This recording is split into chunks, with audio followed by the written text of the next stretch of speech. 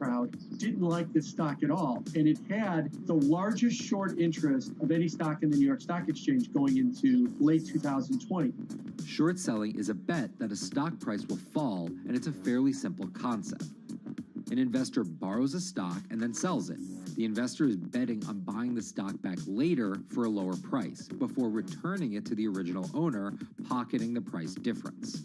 What a short seller would tell you is that they almost act as a policeman in financial markets, or they're at least looking for companies that aren't what they say they are. And that can range anywhere from an outright fraud that some short sellers try to expose to just a company that's not worth as much as investors think it is.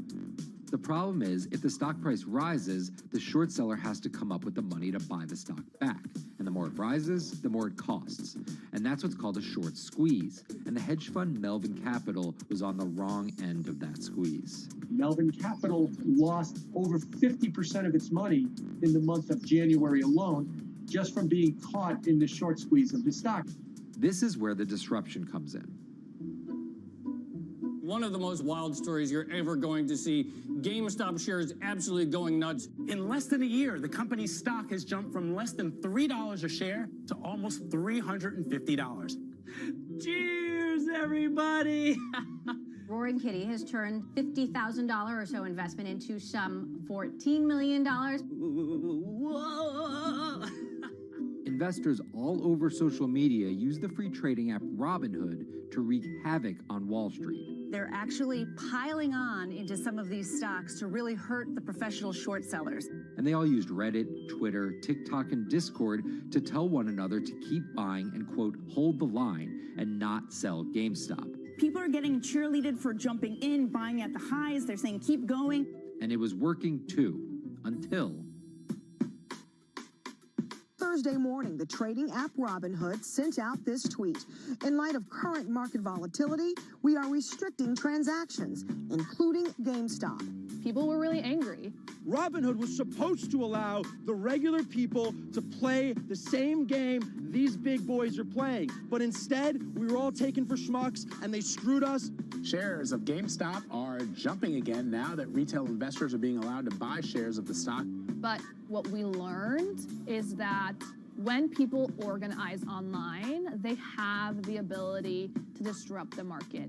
And it was a big sign. The ivory walls of the institution aren't as powerful as maybe the institutions thought them to be. I don't know if pumping up GameStop was the best use of billions of dollars, but I think that as a signal to society, it was pretty interesting and powerful. the GameStop saga was so impactful that both Vlad Tenev and Roaring Kitty were called in to testify before Congress to clarify each of their roles in the saga. One thing that's emerged from the congressional hearings is that they're interested in how retail brokerages make money and whether they're keeping the best interest of their customers in mind, but it's pretty fuzzy as far as what they would actually do as a result.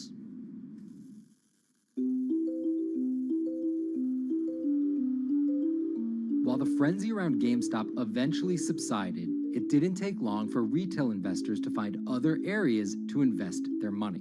Take a look at Bitcoin going bananas over the weekend. Bitcoin forms a brand new all-time high. It was after GameStop started to drop that we saw Bitcoin really go up to over 60,000. How much further does this rally have to run? It's compelling to say that money shifted from one venue to the other. While correlation doesn't equal causation, there's a chart out there showing an inverse correlation on meme stocks going down and cryptocurrencies going up. There's definitely an aspect where people are making money on stocks and then moving, they're agnostic, they're not hedge funds. They can invest wherever the hell they want. It's a classic sort of momentum trade. They're going to wherever the winners are and they're willing to jump on and, ride it. So whether it's meme stocks like GameStop, meme coins like Dogecoin, or entirely new ways to invest in art like NFTs, the new kind of retail investor is making its presence known. Over the next 10, maybe 15 years, you're going to continue to see, whether by choice or by force, that baton go from older generations to younger generations. I don't think any single app is going to be the thing that disrupts. I think people are the disruptors. How people get ideas about what to invest in has become increasingly entwined with social media. And as social media companies govern more and more of our lives, the fact that now they're tied in more intimately to people's wallets is something that we might want to understand better. Usually what disruption, I think, means is technology comes in, whether it's blogs to the newspapers or online retailing to brick and mortar.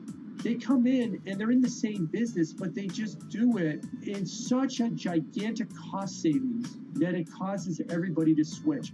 Well, that's the risk that happens here, is that it's so much cheaper to just manage your own money. We're not there yet, but costs and conveniences are moving in that direction. So I'd say, Wall Street, you haven't been disrupted yet, but you could be in the coming years, and that the final chapter on this story hasn't been written.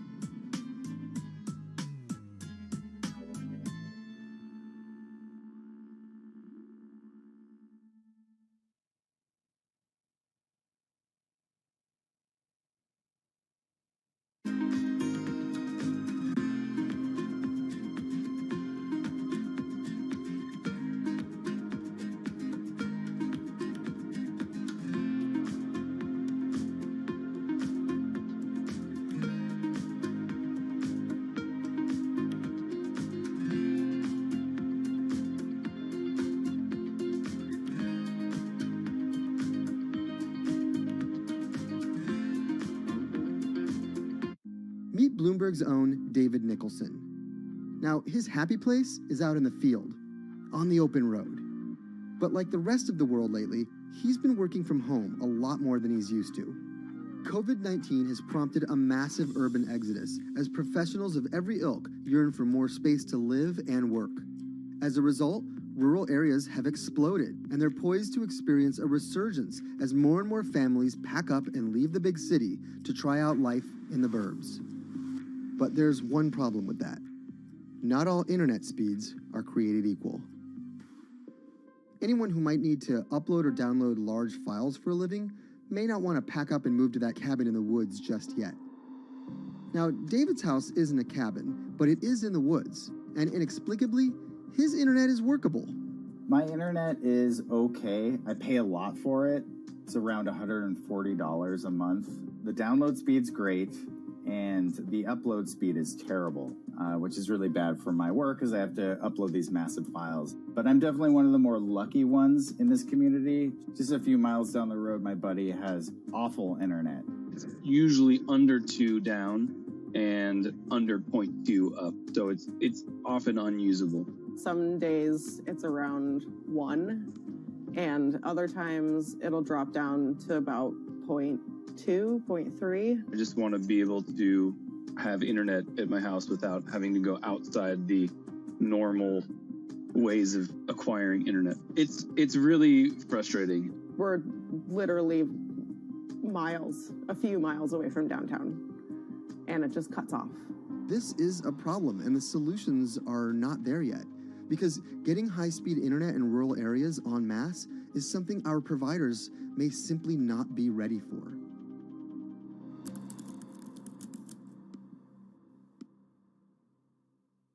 If your internet service doesn't have fast download and upload speeds, then you don't have high-speed harmony. You have. Americans on average pay about $70 a month for internet at home. But in rural areas, it could cost a lot more for a lot less service.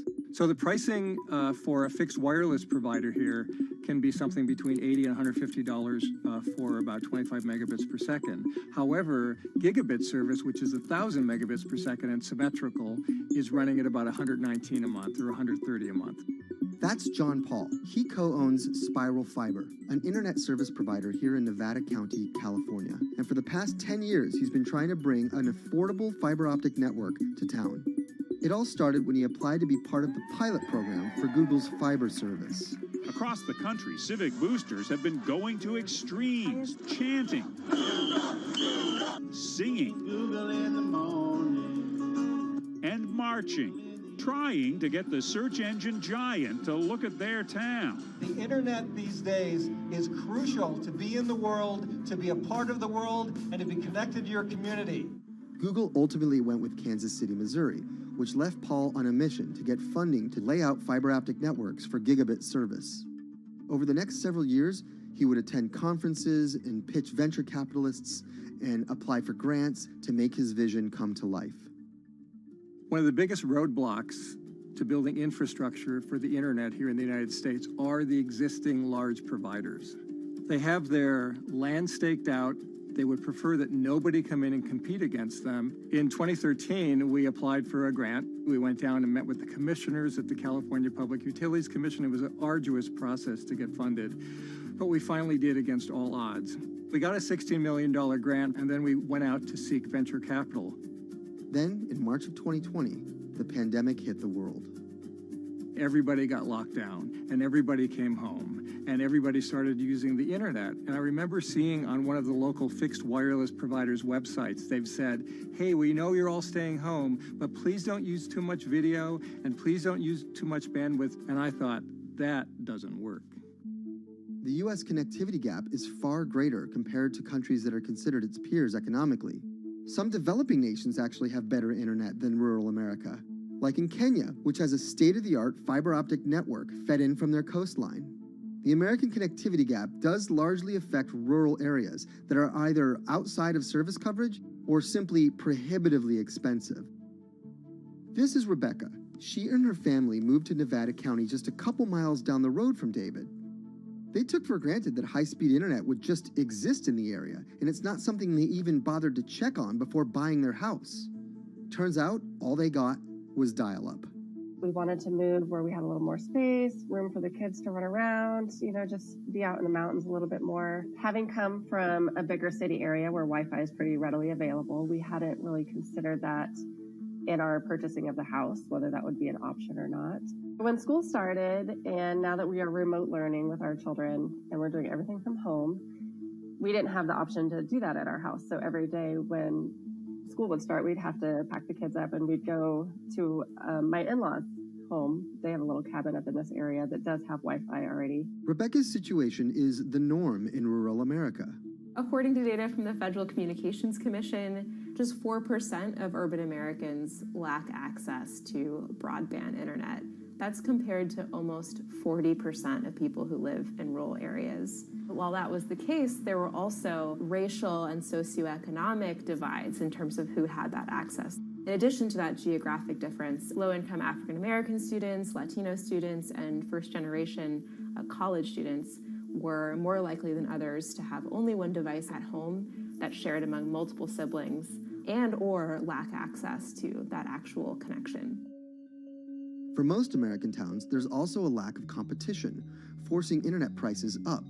And large providers like AT&T and Comcast aren't incentivized to expand service to these rural communities. This is how Xfinity makes life simple, easy, awesome. So in our area, we have a small imprint of Comcast, but they're not going to go out to the more rural areas. It's just not cost effective for them to do it as a large company. In order to lay fiber cable, you're actually physically digging trenches into the ground. And for internet service providers, they're primarily focused on maximizing their profits. And so the fewer customers you have, in any square mile and the more fiber you have to lay, that's just kind of harder to pencil out from a purely economic standpoint. AT&T released a statement on the matter, expressing the need and desire for government assistance to fund fiber optic expansion to areas deemed unprofitable. Comcast released a similar statement encouraging more public-private collaboration on this effort. Federal agencies do offer grants to help communities build broadband networks, but many have argued that there's not enough flexibility on how to use these funds. The COVID-19 relief package passed by Congress in March and signed by President Donald Trump awarded $43.3 million to 51 projects on the East Coast alone. But it also stipulated that these projects needed to be up and running by December 30th.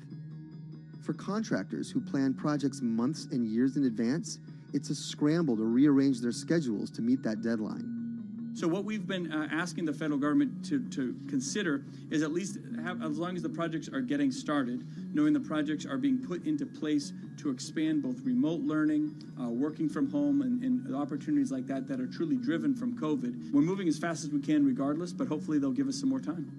Talking to John Paul, it's clear that he believes broadband is something that can transform a community and should be considered a public good.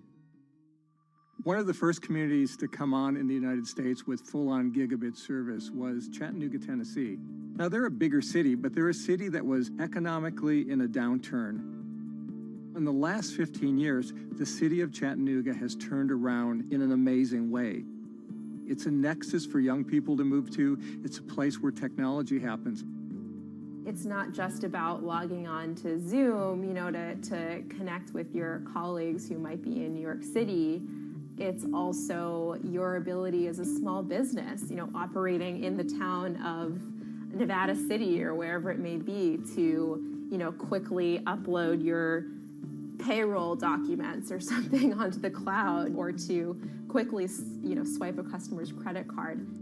There's just some really basic business functions and mechanics that I think people in big cities really take for granted, and that are just going to be a much bigger challenge for small business owners in rural areas.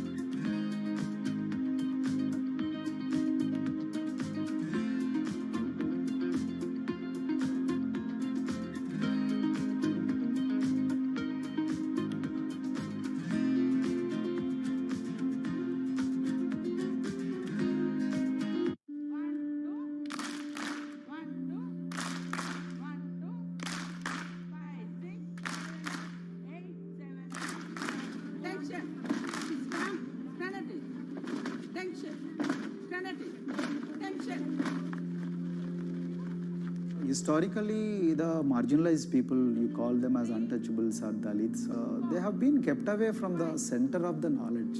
Once you are born into a caste, it is very difficult for you to grow beyond that. You are stuck in that identity.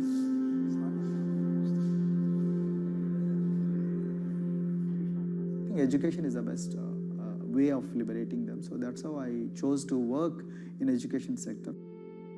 The kind of education that we are giving to the marginalized people is going to change not just the fate of these communities in Telangana, but it is going to be the source of inspiration, source of hope for all the marginalized in this country.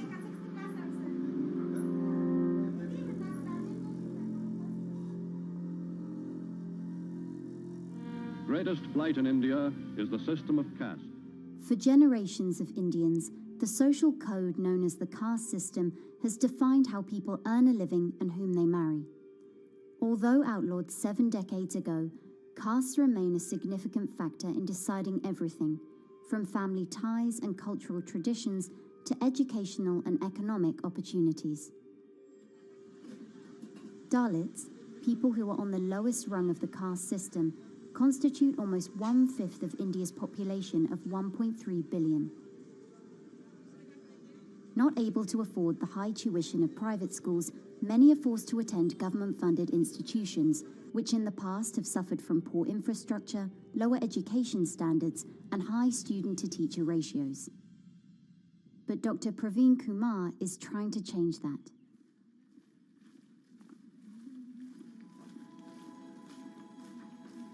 I am currently working as head of Telangana Social Welfare Residential Schools. So totally above 400 schools I manage. These are all residential schools for the students who are historically marginalized but talented and then poor. Of them, 60% are girls and then 40% are boys, because girls are more marginalized among the marginalized. Their voices are always suppressed. My approach to improve the conditions in the schools has been put your eyes and ears on the ground always. Talk to the parents, talk to the teachers, talk to the students, stay in the schools and then understand their problems, their challenges, both in classrooms and then the corridors and the dorms. Then go to the dining halls and see what kind of food they are eating, and then go to their homes and then what kind of food they are getting and what kind of challenges the parents have. Very good. 9th class. One of the important changes that I brought in after I took over was to complete the transformation of mother tongue to English medium, because English medium, as I said, English is the language of emancipation. A language that connects you to the whole body of knowledge in the world. So we had to train a lot of teachers. Refer to the dictionary also, okay, and find out the new meanings. As well as the describe about. Hey, Richita, how are you? Hi, Sindhu. Fine, thank you. And how about you? I'm fine too. It's been a long time. Identity is extremely important. There is a scientific evidence to prove that your sense of identity is extremely crucial to your growth as a successful human being in your life. If you accept an identity which is very humiliating, which reminds you of very painful past, I think that identity will not help you to grow. I'm not saying that you should forget your past. I'm not saying that, but that should not be the bubble in which you must live always.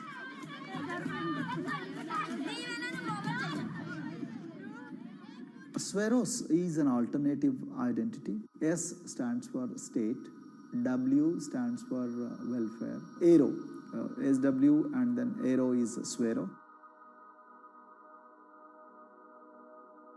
So the idea is your dreams have to be skybound.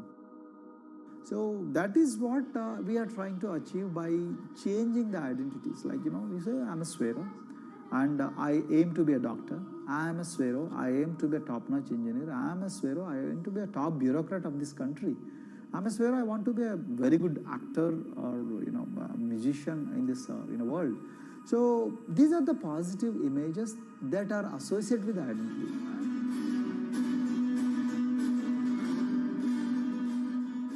Just to give an example to you, in 2012, in our institution, we used to produce about 6 doctors per year. But because of our, this self-liberating ideology of Sveroism, we have, this year, we have produced about 189 doctors. This is phenomenal for any poorest of the poor people. You know how difficult it is to get into a medical colleges in this country. So, but today, because of this ideology, the students have been able to achieve this, feat. Pujita has been a farm laborer, and her parents themselves are agricultural laborers. And then this girl used to sell vegetables, but thanks to the residential education institutions, she came to the Gaulidoddi campus, and then she toiled very hard for 1 year, despite many problems. And today, I'm so happy to share with you that she has joined one of the prestigious medical colleges in the state of Telangana, Usmania Medical College, and then in future, she hopes to be a gynecologist. So this is the journey our children are hoping for. Similarly, the Mount Everest expedition. Mount Everest expedition, we are very fortunate enough to place the youngest ever female in the history of this world on the peak of Mount Everest. How did this happen? It's all because of an ideology that helps you to liberate yourself.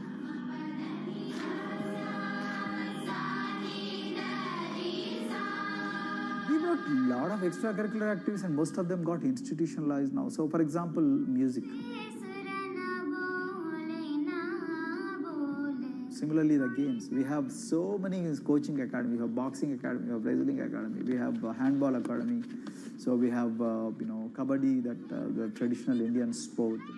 We have golf. We have introduced the golf also. Like golf is generally played by so-called rich people, but today even poorest of the poor people also are being trained in golf in our schools. Wow.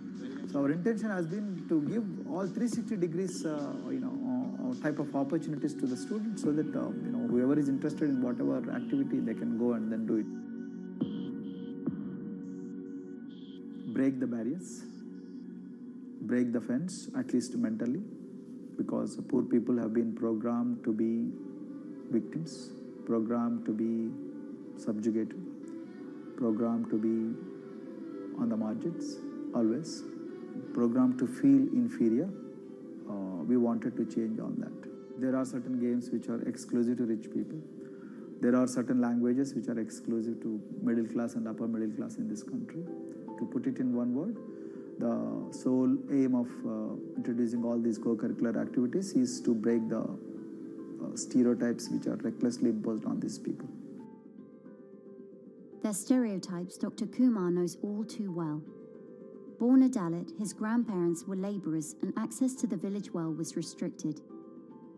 Dr. Kumar credits his parents' belief in the power of education with helping him realise his aspirations. He went on to join the Indian Police Service, attended Harvard University, and then began pursuing educational reforms back home. I attribute whatever I am today, it's to my mother primarily. They educated me in the village, although there were no good schools. So then I stayed in social welfare hostels, the hostels which are managed by government for the poorest of the poor kids. I passed with reasonably good grades. Then I went to university, and then I faced worst form of discrimination in the universities. Like there were, in those days I'm talking about, so the bathrooms and the toilets were exclusively meant for scheduled castes and scheduled tribes. We used to fight discrimination on one hand, and then again, try to excel in academics, day in and day out. So that's how I came to education, because I deeply believe that education is the only important weapon that can really, place the poorest of the poor people from a very victimhood orbit to a prosperous orbit. I think in future, this is going to be a game changer for the marginalized in this country.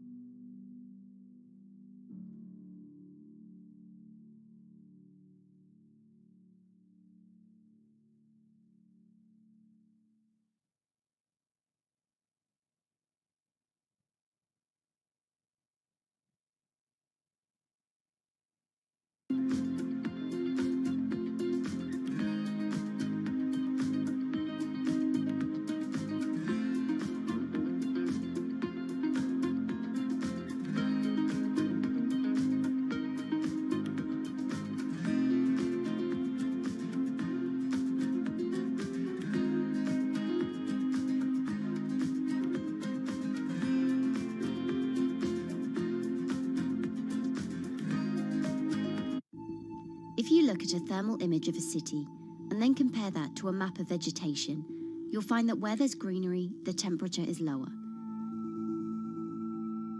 That's because things like asphalt, concrete, and shingled roofs absorb more heat from the sun than trees. This is the urban heat island effect, and it accounts for higher temperatures in cities, often by several degrees compared with their surroundings. It's becoming a huge risk to human health as growing urban populations exacerbate the heating effects of climate change. Heat waves kill more people than any other extreme weather event, more than tornadoes, hurricanes, and even floods. That's why urban heat island mitigation strategies are being studied in Singapore by a group of researchers. The government-backed project called Cooling Singapore is now in the process of combining everything they've learned to create a digital tool that can help cities all over the world, starting with Singapore.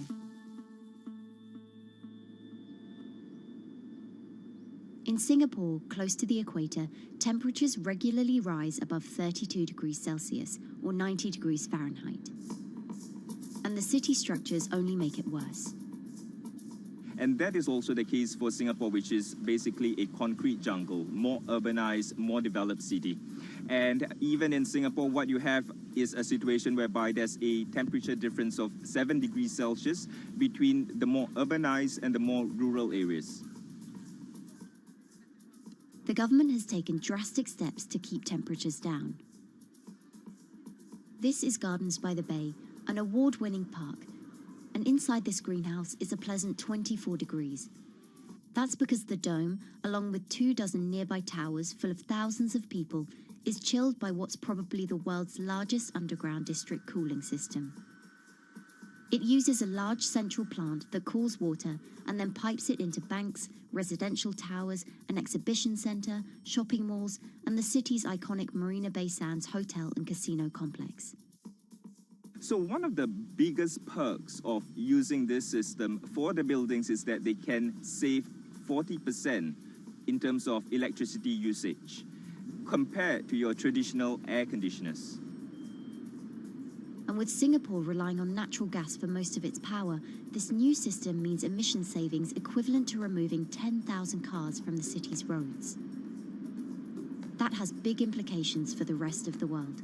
If things stay as they are, more than a third of the world's electricity could end up being used to cool buildings and vehicles by 2050. As the world gets hotter, gets warmer, there is a greater need for air conditioning and as well as refrigerators, for instance. And the more people are buying these household appliances, the more energy usage they use, and they release heat more, and that then exacerbates climate change. It's a vicious circle. And so since 2017, researchers at Cooling Singapore have been identifying design solutions that reduce our need for so much cool air in the first place. One thing many cities have in common, and that's the importance of vegetation. That's a very important measure to mitigate the urban heat because of the shading effect, of course, and the psychological effects of the vegetation, and also because of the possible evaporative cooling effect of the vegetation. Vegetation can be, of course, on the ground floor in form of trees and shrubs, and you can walk under them. This is the so-called canopy layer that the vegetation forms above us. But vegetation can also go up the facades of buildings, and it can go to the roof of the buildings. Luckily, Singapore has been striving for the garden city feel for quite some time. It was a vision initially introduced by then Prime Minister Lee Kuan Yew in 1967 to make life more pleasant for people. And today, Singapore is one of the world's greenest cities in terms of urban vegetation. Kampung Admiralty, a community centre that contains health facilities and social spaces, now provides more green space than the plot of land it was originally built on. It's topped by a roofscape of staggered terraces covered in local plants, which functions as a community park, and a village green in the centre that contains farm plots for residents to tend to. Park Royal on Pickering was designed as a hotel in a garden that doubled the green growing potential of its site. There's now 15,000 metres of sky gardens, reflecting pools, waterfalls, planter terraces and green walls. And the government has big plans as well. Singapore actually has a plan to plant 1 million trees and add more green spaces over the next 10 years. It is actually a mix of wanting to reduce the urban heat island effect, but on the other hand is also to get the people to be more connected to nature. But it's not enough. The city-state has still been warming twice as quickly as the world average over the past 6 decades. That's why Cooling Singapore has developed a catalogue of other potential heat mitigation measures. When you try to mitigate the urban heat island effect in a city or in any building, in a village as well, the first place to start is by shading of the windows. You have to keep areas clear so that the wind can move through it. Water of a certain depth can act as a very good thermal buffer. If you have to construct heavy buildings such as high-rises, at least you can make the surface, the facade, less heavy, and you can protect it from direct sun penetration. We have to make sure that no combustion engines will be in the city in the middle, in the medium to long-term range. So ideally, the electricity production is outside of the city, and you bring just the clean electricity into the city. You can at least minimize the use of energy in the city, and you can start to slowly convert the roofs, the facades of the city into production areas for renewable energy. In Singapore, unfortunately, this is a limited option, but in the long run, it could produce up to 20-25% of the energy, of the electricity needed in Singapore, if all the roofs and the areas in the buildings, on the facades would be used to do that. With so many different ideas, Cooling Singapore is also designing a virtual model of the city to test them out. It's called a Digital Urban Climate Twin, or DUCT, that will calculate how each element of the city's design will impact the urban heat island effect. That means we model not only the geometry of the buildings digitally, but also we model the transportation, the insulation, the temperature, the radiation coming from the sun, the weather, the local climate, the even very, very microclimate of the city, the water, the movement of people in the city. We can invent scenarios, we can design scenarios, test them before we actually build them, and if they test very well and we are sure that they will function, then we can start to build them and put them into reality.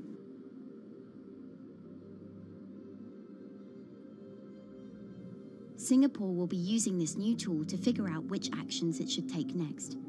And the model can be applied to any city, whether it needs to keep heat out or keep heat in, which will ultimately save energy, slow climate change, and improve our quality of life. So this is something that Singapore will be able to export, maybe even together with its city development systems that it already has. Singapore is one of the very few cities in the world that really combine this scientific approach with a very well-established urban redesign and urban design approach. Through its agencies and the combination of its agencies, it has achieved a lot in the past. If it keeps following the scientific path and the combination with the other knowledge in the city already, we think that it will be a very comfortable and very livable city in the future, even more than today.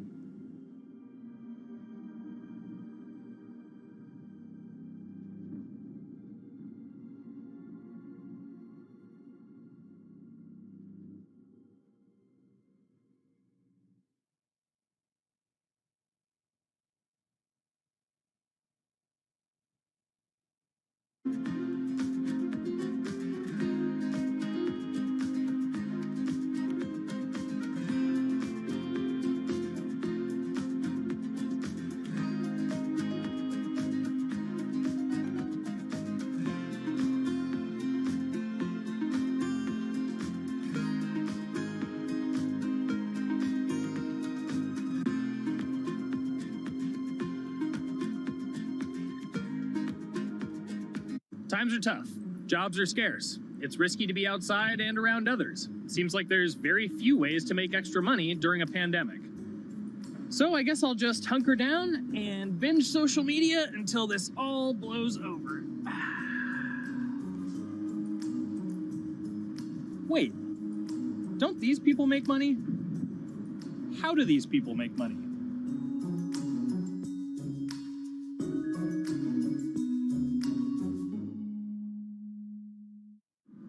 Streamers, YouTubers, Twitch stars. How do they make money? Is it a lot? Is it a lot of work? I know, I gotta ask somebody in the biz, and I got just the guy. Austin John Plays. This is your full-time job now, right? As of November of last year, yes. This was always just kind of like a side thing. Like, any money that I made from doing my videos and whatever else, I never touched that because I didn't really think of that as being like real money. And then it started coming in more and more. And then it was like I hit my first day that I broke $1,000 and I was like, this is actually going to be money. How did the YouTube channel come to be? When the game Pokemon Sun and Moon came out for the 3DS, there was like things that I learned about the game, and then I wanted to just share that information with people. And at the time, I didn't have any way to capture a screen or anything, so I found like generic footage, and I kind of put it all together with so much editing. And that video got 6 views. And then 2 days later, I made another one, and that one got 12 views. And then I just started pumping out more and more content, and people were like, this guy knows what he's talking about. It really just started building on top of itself, and then it was like, my channel really focuses on tips and tricks. So I play a straight 18 hours, and I'll finish the game or get to about the 40-hour mark, and then I'll make my first video. While I'm going through, I have a giant notepad and just scribbles everywhere, and I make these notes of like the things that stumped me, so I know the things that may stump other people. What do you need to think about if you're building your YouTube channel? 1, You need to do something that you're passionate about. Not that you like, not that you think you're gonna make money on, something you're passionate about. The other thing is something that other people are passionate about. It holds a special place to them. And third is, it needs to be something that people are gonna seek out information on. In order to enter into the marketplace, you either need to be better than everyone else, you either need to be faster than everyone else, or you need to be more accessible than everyone else. And you can't be more accessible because it's already on the platform. Granted, if you understand how the algorithm works, which is very similar to Google Analytics, then yeah, you can have a little bit of a head start. But if you're not doing it faster, and if you're not doing it better than everyone else, then why should anyone watch your channel? So my income as a YouTuber kind of breaks down to 3 different ways. 1, which is the bulk of it, which is ad revenue. Whenever you go and you watch a video and then there's an ad and you wait 5 seconds and you hit the bottom right corner and then you go on to the next video, or a non-skippable ad, or the video starts immediately, you get the little banner ad at the bottom, or if you scroll down from the video, the first thing that shows there is an ad. Those are the 4 different types of ads that can appear on every single YouTube video.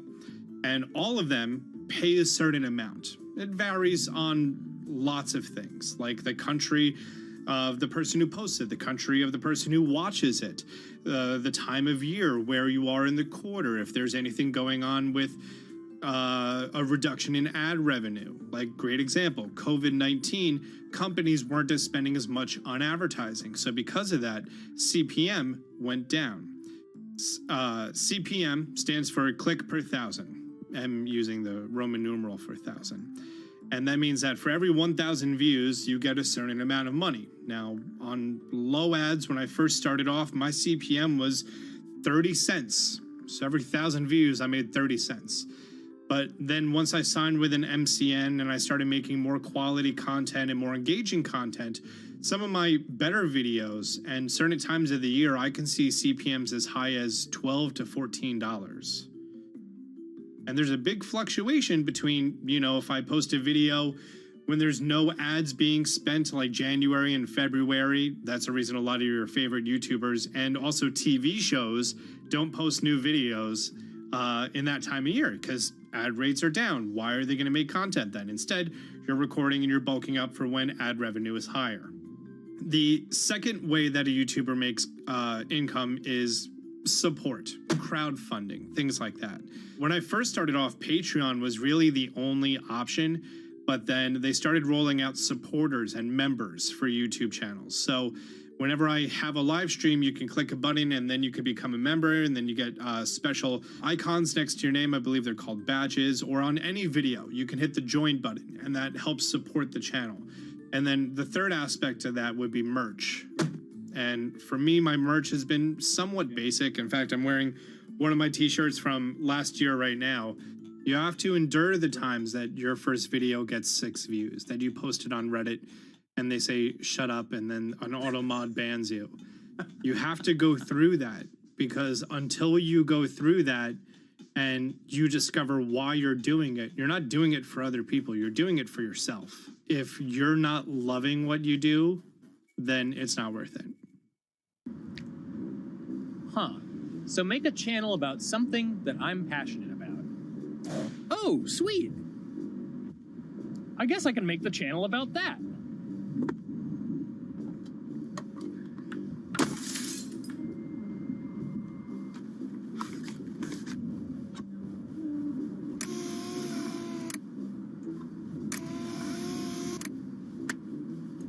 Now, how do I grow an audience? How do I get popular? It's all about diversification, right?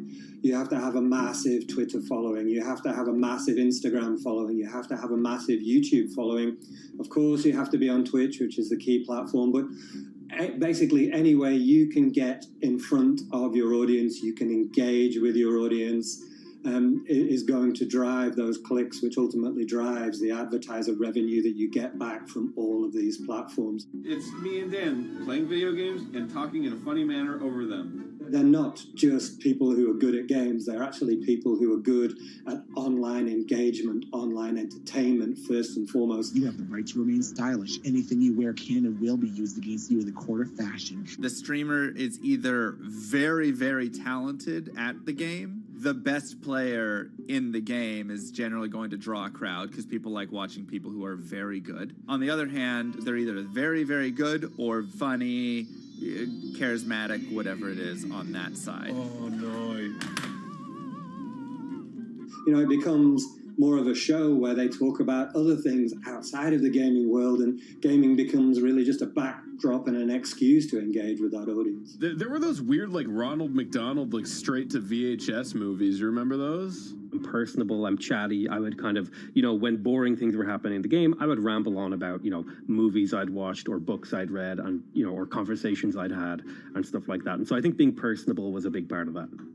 It's not just getting on and playing games. It's getting on and being an entertainer. You are putting on a show. All right, now let me go ahead and grab the samurai sword that every gym has. Okay, he's dead. To have a larger audience and to have that audience, I think, stay with you, you have to bring something extra. You know, you have to find your niche. You have to find what works and what connects with the audience and what makes them laugh and what makes them keep coming back. You got to make it a little more exciting. All right? Throw in a hanging bishop. Have everybody in suspense for a moment. I think the real most important thing is to just get used to being on camera. Like in any sort of performance thing, is get used to talking on camera. You know, my first few videos were terrible, but because I sat down and did it for 6 to 8 hours a day, I just got used to talking and I got over that uncomfortable hump. If you go into Twitch purely with the expectation that you're going to make money, make a job out of it, have all this growth, and it's going to be great, you're probably going to burn out prior to getting to that point because there's very little payoff for a long time, right? Like multiple years generally before you really start to see a payoff. And so, you know, those first few times you're streaming, nobody is there. One person shows up every 30 minutes, says hi, maybe, and leaves, right? Like, it's very discouraging, I think, for a lot of people. And so you have to be there just loving it. You have to love talking to yourself when nobody is around. You have to love just the game that you're playing, all of that stuff, because it takes a while. And I think a majority of people burn out prior to getting to the like profitable point of it. And there you have it. My very own YouTube, Twitch, Discord, and streaming channels all ready to go live. It's a veritable social media ecosystem just on the verge of thriving. So don't forget to smash like and subscribe and visit my Patreon for perks. Also, go to my merch page. And one last thing, stay cool, my friends.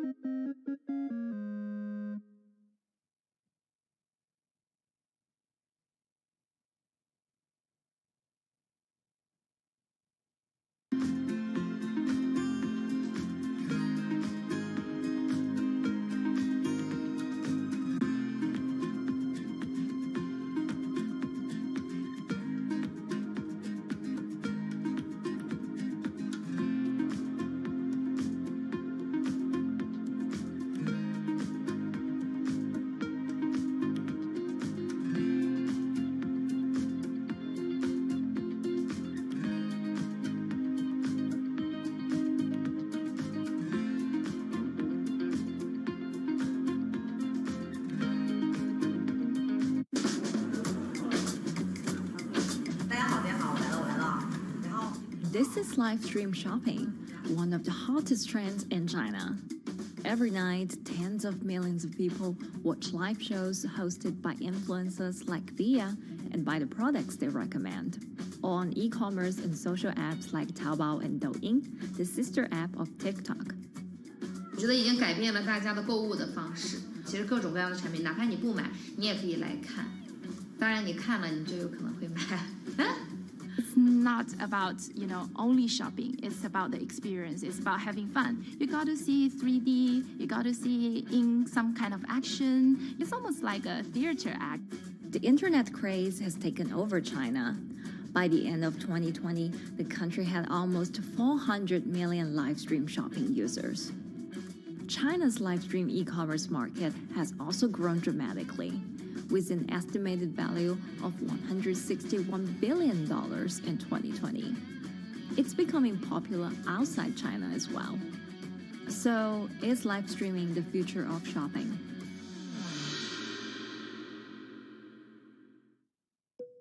Live streaming is not a new thing. In China, it started in 2015 with the rollout of 4G. And it was first used for entertainment and socializing. Many live streamers performed for their followers or chatted to them, making money by receiving virtual currency and gifts. In the West, live streaming is mainly the domain of avid gamers. In China, it's broken into e-commerce. China actually has a very big e-commerce empire, so it uses these super apps, what we call, that you have payment, you have search of information, you have recommendation system, and you have a huge amount of goods available on the platform, and as well as a lot of consumers. So with this advantage, they merge these features of live streaming to make the influencers actually sell goods. Here is a perfect choice. Nice neutrals, beautiful print, nothing overwhelming, and the warmth and comfort of flannel. This is item. Traditional TV shopping involves a one-way direction, whereby a host introduces a product, demonstrates certain things, and say, call this number or something. But live stream shopping is live. That in itself is a very, very big difference. It causes different psychology. And live stream shopping is a very entertaining way of actually engaging someone else.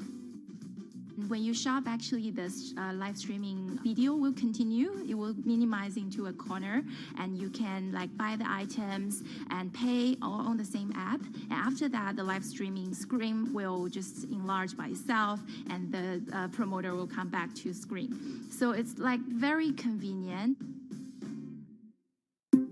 Taobao, one of China's biggest e-commerce platforms owned by tech giant Alibaba, added a live streaming function in early 2016. In the following years, other e-commerce and social platforms like JD and Douyin also integrated this feature. 开头的时候还是有很多的挑战的，对画面的这个流畅，然后是否能够很真实的去还原商品，它其实在这个上面是有很高的这个门槛跟技术的这个卡口在的。不管是我们的这个用户的接受度，还是商家的这个上手的这个难度都很高。但是这几年下来，基本上难点在不断被突破的。Over $70 billion worth of goods was sold via live stream on Taobao in the year through March 2021. Latest surveys show that over 60% of live stream users in China were watching shopping shows, and over 65% of them shopped at least once via live stream.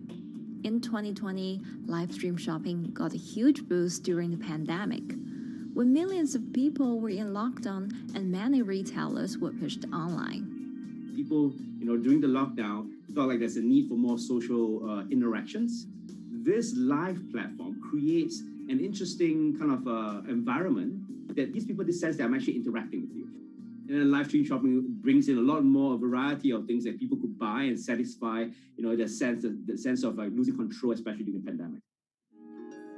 At the heart of this craze are the top influencers who have tens of millions of followers and sell products worth millions of dollars every night. They often use their star power to get bargains from retailers, which in turn boosts their own sales and influence.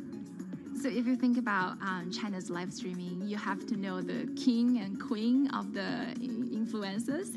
The queen of live streaming, Via, she is actually having the biggest viewership and the biggest sales volume for a long time on Taobao platform. She can sell everything from like Gucci sunglasses, lipsticks, homes, and cars. One time she offered her followers to go on a Tesla ride with her, and she even, for once, sold a rocket launch in her live streaming room for 40 million yuan. The king will be Li Jiaqi, more widely known as Lipstick's brother. He used to be a cosmetic sales before he turned into live streaming e-commerce. And he knows a lot about the cosmetics. So he's the one that will actually put the lipsticks on himself when he's on the show. Top live streamers like Via and Li Jiaqi have become celebrities in China and can earn millions of dollars a year. Although not everyone can be as popular, mid-ranking live streamers like Tiffany still earn a good income through sales commissions. 如果说单从收入方面来讲的话，那主播的收入是比普通的工作要高很多。但是呢，主播这个工作时刻对身体，包括对精神都有很大的一个考验的。就是每天需要集中精力，然后长达5-6个小时，这种状态是很累的。而且这5-6个小时的话，你是脑子是不停的，然后嘴巴是不停的，然后手也是不停的，眼睛也是不停的。像我们做主播，不是说单一的只做直播一件事情，然后还会有选品的一些工作，然后还会有一些其他的事情排在里面，其实是没有个人生活的。那我觉得增强粉丝影响力的话，不是说某一件事情。可能今天做了什么事情你就增大了影响力，而是每天不断的内容的输出，粉丝不断的可能对你的了解，慢慢的信任你。里面有芝麻酱的味道，如果吃不习惯的话就慎买。A lot of successful live streamers are generally very good at communication. They're very good at articulating very simply what a product does, what a product doesn't do. In order for them to sell, they need to be trustworthy and appear trustworthy, and they need to show in some ways that they're authentic, right? So for Via and Li Jiaqi, they are able to articulate that quite a bit through their body language, through what they say. For example, Li Jiaqi will also sometimes say bad things about certain products because to him that's his honest opinion, and sometimes people want to hear that. And so they seem very credible, they seem very trustworthy, and don't forget, they're also very entertaining and very interesting. If you're familiar with Li Jiaqi, he won a Guinness record for like the most lipstick applications to models in like 30 seconds. So if you're able to create a lot of buzz with interesting things that you do, people who may not want to buy lipsticks will also stream in just to watch what he does.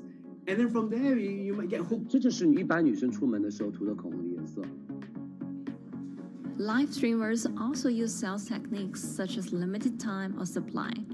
This sense of scarcity can often encourage viewers to buy.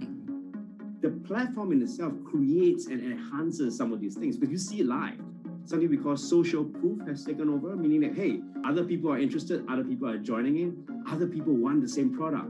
And they add it in the chat and they ask questions and they say, oh, I want this too. What happens then? It makes the whole product even more scarce. But it's not just influencers. Local farmers, luxury brands, even mutual funds have also started their own live stream shows. Working with very top-tier live streamers can be risky. It's not necessary that the benefits will end up with the brand. So we see company executives opening their own shows. And we see like P&G have their own sales room, which runs shows every day as well. We also have like local governors in like small towns to sell their agricultural products. So the live streaming is definitely transformed the way product owners can think about how to reach their consumers. And it enables a lot of players to actually sell. Live stream shopping is going global. Merchants in Southeast Asia have embraced this trend. And in the West, Amazon has upgraded its live streaming function, adding interactive features like chat rooms. Companies, including Google and Facebook, are also developing and investing in technologies to integrate video and e-commerce. 直播电商它其实已经开始成为主流，它未来的发展空间跟潜力都是巨大的。接下来大家会越来越依赖这种购物方式，会变成一个比较日常化、比较规范化的这么一个趋势。If you look at the numbers alone, their numbers alone, Li Jiaxi's numbers or Via's numbers, you know that they can sell and you know that they can generate revenue. Are they able to sustain it over a long period of time? It depends on how innovative they are at changing some of the things that they do. But you can't expect consumers one day turn into virtual shopping for good. There will be the nature of us that crave to go into the store, to touch the goods and actually wear it and see how it looks like and walk around in that with our friends. And those things wouldn't be replaceable with live streaming.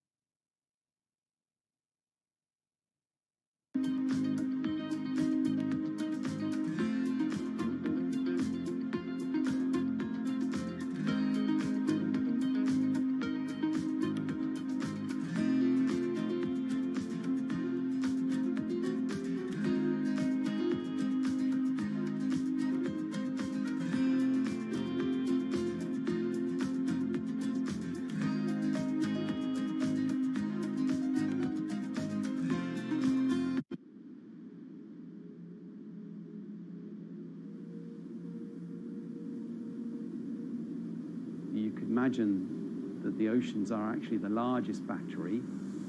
We're storing huge amounts of energy in the oceans. The wave motion can be very deep. It can extend down several hundred meters. And once it gets to the near shore, from about 50 meters, the whole water column is moving backwards and forwards. As we search for ways to reduce our reliance on fossil fuels, some are looking to a largely untapped potential source of renewable energy. In theory, waves off the coast of the United States alone could generate over 2 trillion kilowatt hours of electricity a year, enough to power more than half of the country. Waves intensify and subside not as quickly as the wind, and that means that it can produce a smoother power generation curve. One of the potential advantages of wave energy is that it could act as a complementary source of power compared to other renewables on the grid if it were to be scaled up to commercial scale.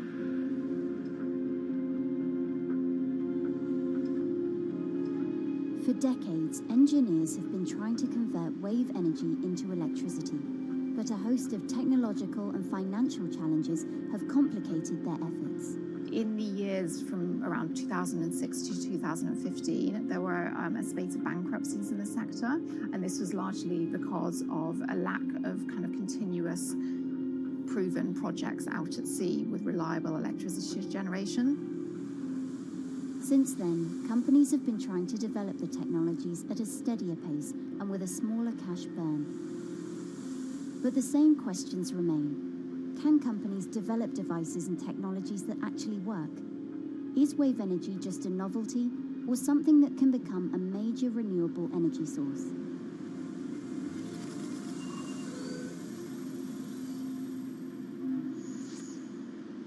The sea is a very challenging environment within which to operate a power project. So seawater is corrosive and conditions are very rough. So this means that power projects don't have a very long lifetime, and it increases operating and maintenance costs. Partly because of that, many early wave energy projects hit rough waters, such as the Palamis Wave Energy Converter in Portugal and the Isla Limpet project in Scotland. But that hasn't stopped others from trying. Companies are focused on testing projects out at sea, proving their durability, trying to raise capital and bring down cost. The sector hasn't really converged around one single technology design, and companies are kind of undecided about which design works best.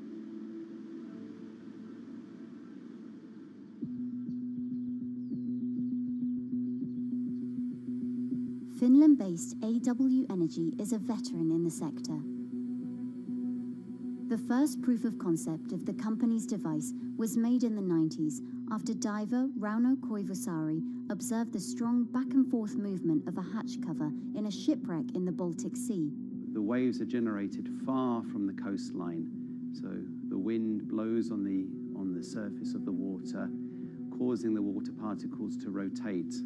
And that rotation extends deep down below the surface, and the waves can be very long. They can be several hundred meters long. And as they come into the near shore, this rotational energy turns into an elliptical energy, and eventually backwards and forwards, as you probably noticed if you've been swimming on the seashore in large waves, you're pulled in and out. That's the energy that we're extracting. There's a sweet spot where we deploy, so around 10 to 15 meters of water depth. That's where there's still strong wave energy coming in. After years of research, prototyping and testing, the company has deployed Wave Roller, a 350 kilowatt device in the waters of Portugal. Wave Roller has an 18-meter wide and 10-meter high steel panel fixed to the seabed via a floatable foundation. The panel moves back and forth with the waves, capturing the energy. It's submerged in the depth of 15 meters, so it's protected from the extreme waves. We generate electricity by capturing the movement with hydraulic circuitry in a machine room underneath the surface. That hydraulic energy we turn to electricity with hydraulic accumulators and hydraulic motors, and also a generator. The Wave Roller has survived large waves at sea for over a year and delivered electricity via an underwater cable to the grid in Portugal.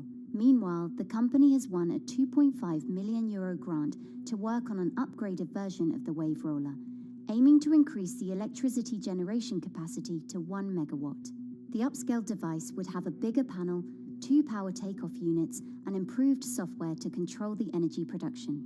We have taken into use a wave prediction algorithm that kind of tells us what kind of waves are coming in to our device. That gives us few seconds to prepare for capturing more energy, and the difference in that is significant. Our future plans are to deliver technology around the world. So I'm hoping we can be working on delivering technology to projects in Asia and also in the American continent as well.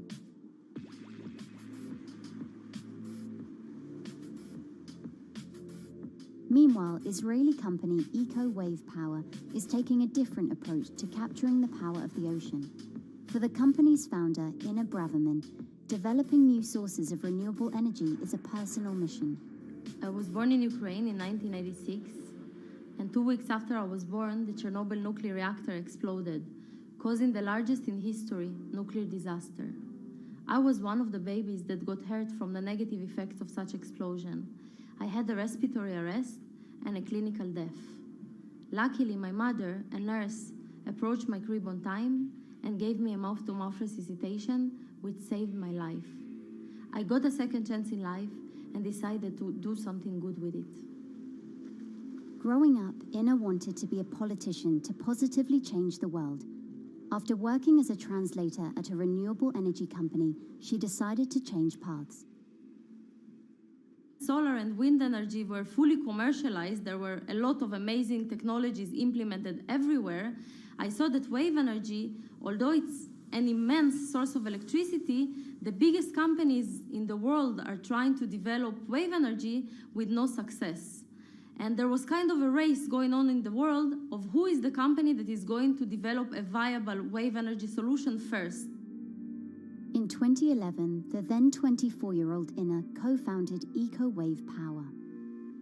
Instead of installing devices offshore, the company's devices are attached to existing breakwaters, jetties, and piers. Our technology is very cost efficient, especially in comparison to the offshore technologies, because we don't need any ships, divers, underwater mooring or cables. We install on existing man-made structures, and all our expensive equipment, the generator, the hydraulic conversion unit, the automation, is located on land just like a regular power station. This is the EcoWave Power conversion unit that has been operating in Jaffa Port since 2014 until 2020. Here you can see how the technology works. Basically, the floaters are going up and down and pushing the hydro cylinders, which transmit biodegradable fluid into land-located accumulators. A pressure is being built. The higher the waves, the higher the pressure, which is used to turn the hydro motor, which is turning the generators. The whole system is controlled by a smart automation system, which you can see right here. And in case of upcoming storms, the system automatically raises the floater above the water level and keeps them in the upward position until the storm passes. The company has been operating a 100-kilowatt grid-connected device in Gibraltar since 2016, which is enough to power 100 households. Currently, Ina and her team are working on another 100-kilowatt project at the Port of Jaffa in Tel Aviv. The project will be also the first time in the history of Israel that wave energy will officially connect to the electrical grid. And our goal going forward is to expand it to all suitable breakwaters in the city of Tel Aviv and to supply a significant part of the city's electricity needs. Today, engineers and entrepreneurs are still trying to crack wave energy. Globally, only a few hundred kilowatts of wave energy are deployed, compared with gigawatts of offshore wind. But the field has come a long way in recent years, and with the right engineering solutions, this new power source could eventually become competitive with more mature renewables like solar and wind. I would have a lot more confidence in the success of wave energy companies today as opposed to like 20 years ago. But in the next few years, or maybe the next couple of decades, it will be more likely to be used in remote locations like islands that are otherwise dependent on expensive diesel power, or out at sea on gas decommissioning rigs, or for powering underwater autonomous vehicles. So definitely, wave energy can compete with other renewable energy sources, but I personally believe that this is not a competition. In order to have a 100% renewable energy friendly world, we need all renewable energy sources to work together.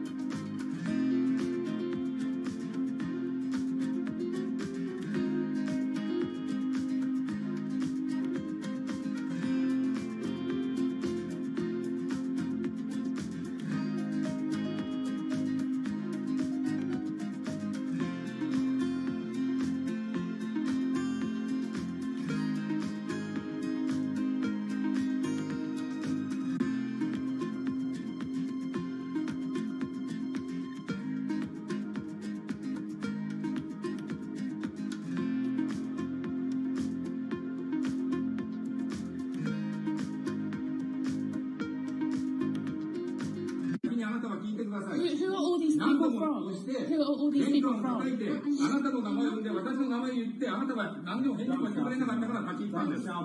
So can you please tell me? I'm not going to... please wait. You know, I've covered a lot of companies. I've covered a lot of Machiavellian companies where, you know, people play rough. I don't think I've ever seen anything on the scale of Nissan. He is making you, but you act from this side. I mean, it's corrupt. The system is... One of the most dramatic elements was Ravinder Pasi's home being raided by court officials in Yokohama. You scared my wife. You scared my children. I worked in this for 16 years. So Rav Pasi's journey into the darkest recesses of the Japanese corporate world started when he was the general counsel, the highest corporate lawyer position in the company. In the past few minutes, Nissan has revealed that its chairman has been arrested after allegations of serious misconduct. He was tasked with investigating Carlos Ghosn. And he was told, conduct an internal investigation and get to the heart of the matter. And then along the way, he started to notice serious conflicts of interest. He is one of the few people who knows an extreme amount of detail regarding the alleged crimes by Carlos Ghosn. And he's now ready to tell his own story on the record about some of the events that happened.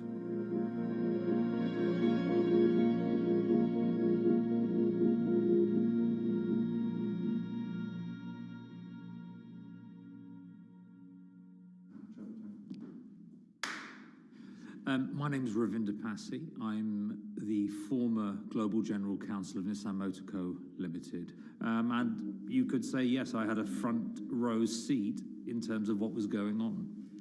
When Carlos Ghosn saved Nissan years ago, he was depicted in Japanese comic books as this hero, and now maybe we'll see comic books where he's the villain. In corporate Japan, Nissan was quite an unusual company. It was led for 2 decades by a non-Japanese executive. Well, Carlos Ghosn was a hero in the Japanese business world. If you had a global business celebrity in Japan and worldwide, it was definitely Carlos Ghosn. In a country with few foreigners at the top, he stood out. But over the years, he saved Nissan from bankruptcy, allied with Renault and Mitsubishi, and turned the alliance into one of the most competitive in the world. Yet as the years went on, I think his ambitions changed a little bit. He started thinking about legacy plays, and one of them was to really tighten the alliance between Renault and Japan. And unbeknownst to him, there was a contingent of senior Nissan executives that were really felt threatened by that move. They really thought that they would lose complete control of the car company, and even in the government, there was probably a little bit of anxiety about a national champion in the auto industry falling under full-blown foreign control. Carlos Ghosn was an auto industry leader, respected by many in Japan. Now he's in jail. The arrest of Carlos Ghosn came completely out of the blue. This was in November of 2018. He was coming to Japan on Nissan's corporate jet for a regular executive meeting, and he was met on the tarmac by Japanese authorities who whisked him away to jail. And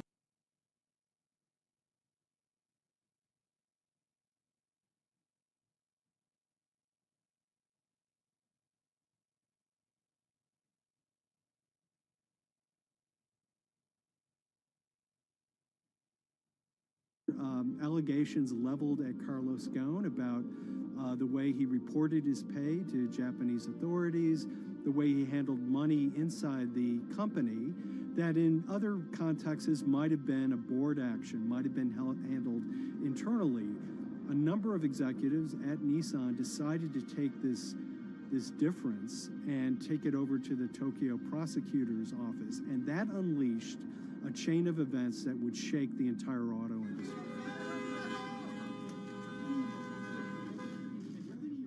so after Carlos Ghosn was arrested, Nissan launched an internal investigation into the events that led up to his arrest.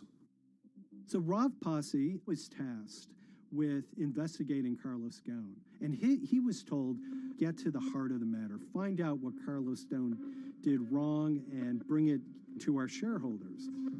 It's really complicated because you had various things coming out of the weeds. 2018, the investigation has started, and we become aware of matters in terms of conflicts, actions by certain individuals that cause some concern because things might not quite be what they seem. So in our story, we really took a close look at Harinada and his role in Carlos Ghosn's downfall. Harinada is one of the most fascinating figures inside Nissan. He's also a lawyer. He's originally Malaysian. Hello, Mr. Hadi. And he had a meteoric rise through the company and became very, very close to Carlos Ghosn and other top figures. He had a front row seat at all the major strategic deliberations at the company. And when he discovered that Carlos Ghosn, as his final legacy play, was going to tighten the relationship between Renault and Nissan, he made a decision to go against Carlos Ghosn. And he became one of the key figures that decided that Carlos Ghosn had to go.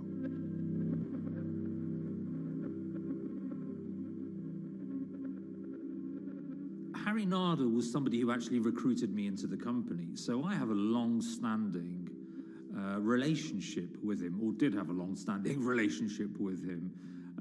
For many, many years, he was a mentor. I had doubts about the credibility of the process right at the start. Harinada had a plea deal with the Tokyo prosecutors. Now, that suggests he was intrinsically involved in some of the wrongdoing, or the allegations of wrongdoing, and it just didn't smell right, just doesn't sit right. So there was a basic conflict of interest. In other words, Harinada had to deliver results to Japanese prosecutors to avoid his own criminal liability, and he's accusing and leading the investigation of Carlos Ghosn. Some of the people who had been involved in the original alleged crimes were also looking into the affairs themselves. Ravinder Pasi began pointing out some of these conflict of interest issues. And the reason for that is essentially his concern was for the company.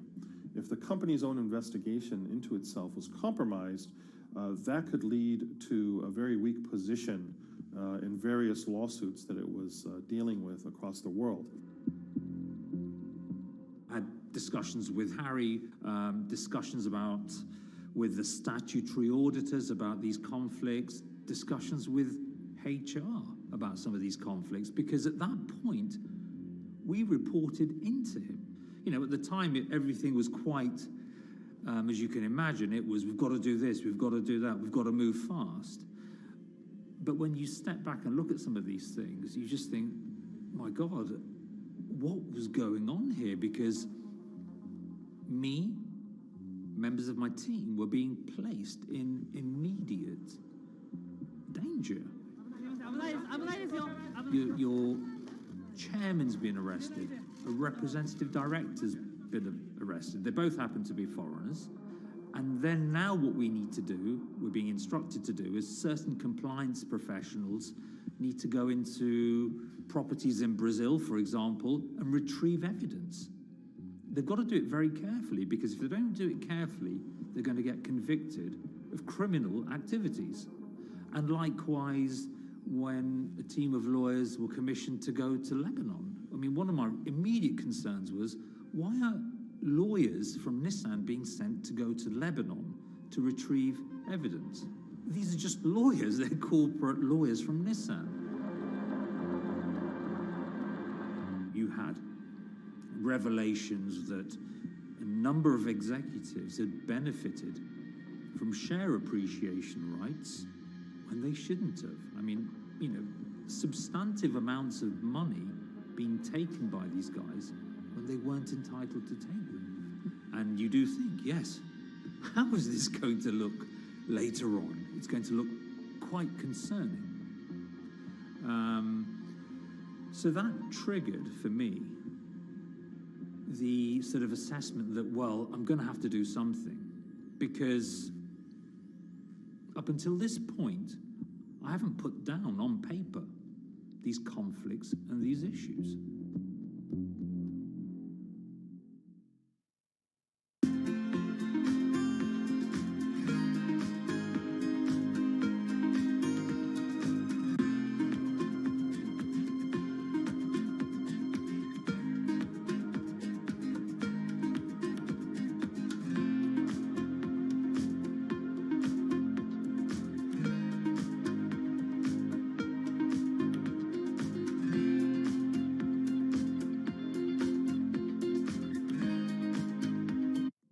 So Rav Pasi makes a fateful move. He writes this letter to the board listing every suspicion he has in great detail, backed up by evidence, backed up by memos, of why this internal investigation had serious problems. He sends the letter to the board, and it's crickets. He doesn't hear much of anything. Nothing happened thereafter. Nothing at all. Just like it just gone into a black box. And he began to suspect that there was a desire, even at the highest level within Nissan, to kind of sweep these conflicts of interest under the rug. Unfortunately for me, I think, again, with hindsight, people must have thought that this is the nail that's sticking out, and we can't have this. Within 3 days of me submitting that to the board of directors, that letter to the independent board of directors, I was removed from the Goan Executive Conduct Matters. I was then told that I could not attend board meetings anymore. And up until that point, I had attended every single board meeting. I was then also told that after 8 years of being in Japan, I'd be going back to the UK. It eventually transpired that I'd be the VP of Projects and Transformation, managing a team of 3. So you can imagine what this feels like at this stage. Almost an arbitrary removal from Japan, where I've lived for 8 years, had 3 children there, my family has grown up, and we've been settled there, having a few months earlier been promoted to vice president at a global level, to being almost demoted. So Pasi was essentially being reassigned to get him as far away from the internal investigation as possible, and also to a certain extent in retaliation to some of the issues that he brought up regarding the internal investigation and Harinada. What happened to Rav Pasi can be seen as a series of corporate humiliations. I mean, first of all, his immediate responsibilities were taken away from him. Eventually, he lost, the coveted general counsel title. But it didn't stop there. Toward the end of his stay in Japan, Rav and his wife were convinced that they were being followed. During that period, I'd noticed that whilst driving my car, I'd have other cars following me. First time I noticed this was around mid-March, and I was driving, I can't remember where I was going, but this grey van, small van, just literally started following me. And I noticed that there was somebody in the car taking pictures. And lo and behold, we were absolutely being followed either by people on foot or other individuals, 2 or 3, normally 2 burly men in a car, different cars at different times, following us around. They were following the family as well. And, given I'd seen the Nissan security department behave in a very, very egregious manner with others in terms of following and surveilling, I was very concerned as to what they were doing and who they were giving this information to. Because if they're giving this information to the authorities, you do think, why? What's going on here? I mean, this is just not normal behavior. And this all culminated in a rather dramatic event in the middle of 2020. Who are you people? Where Nissan had hired a legal team and had obtained an unusual court order from the district court in Yokohama to basically do a search of his home and seizure of his corporate laptop and phone and other documents. If you don't let us in now, we have to break this key.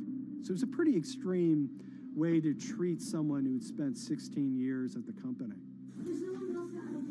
These people have all come in. We don't really know who they are, apart from the fact that I've been shown a badge that says the Yokohama Court. And they're here to recover a laptop and a mobile phone. It was even more weird because I'd highlighted to the directors that certain Nissan executives were trying to recover this laptop and this phone whilst I was still in Japan. And I was very concerned because it had evidence on there that related to misconduct matters and other forms of inappropriate conduct. It was just another form of intimidation, another form of harassment, forcing me almost to leave the company and the country. Because once they'd retained and obtained these items, we were still followed, which, again, I just couldn't understand. What is the point of doing that? You know, this is a car company. This is not the KGB.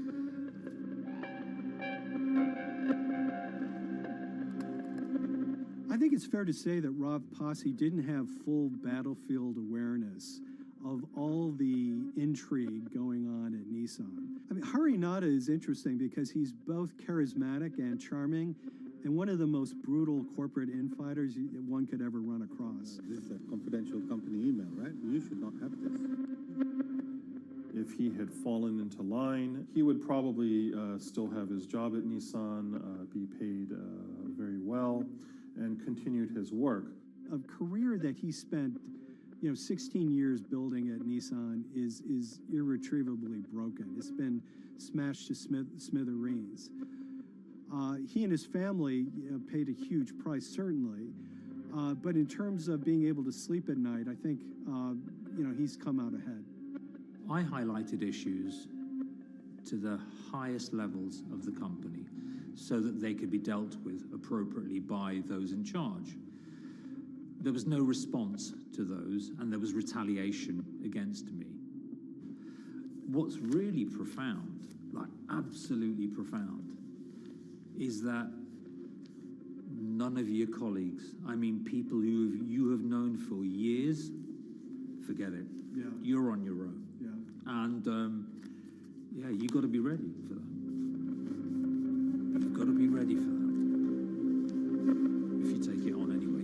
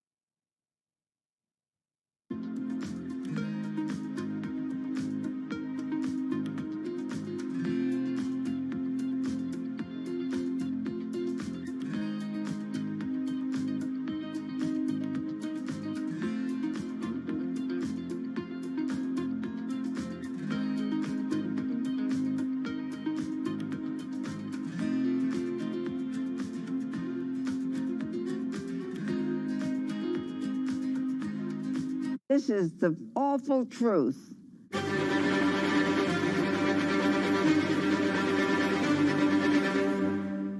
There's always someone in the family that's pushing it.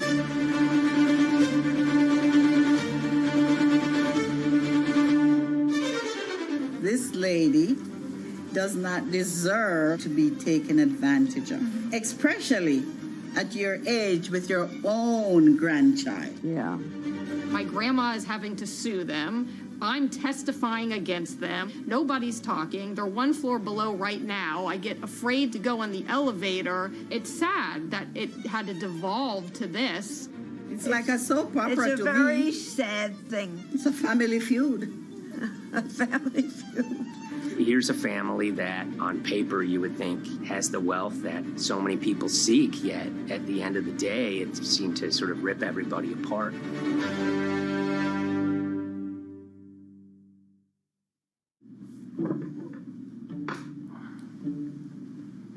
My name's Tom Schoenberg. I'm a senior reporter here at Bloomberg News, cover financial enforcement. I was approached by someone close to the Schottenstein family and asked whether or not I would be interested in writing about Beverly Schottenstein and this case that she had against J.P. Morgan. And it was immediately clear that there was a great story here to be told.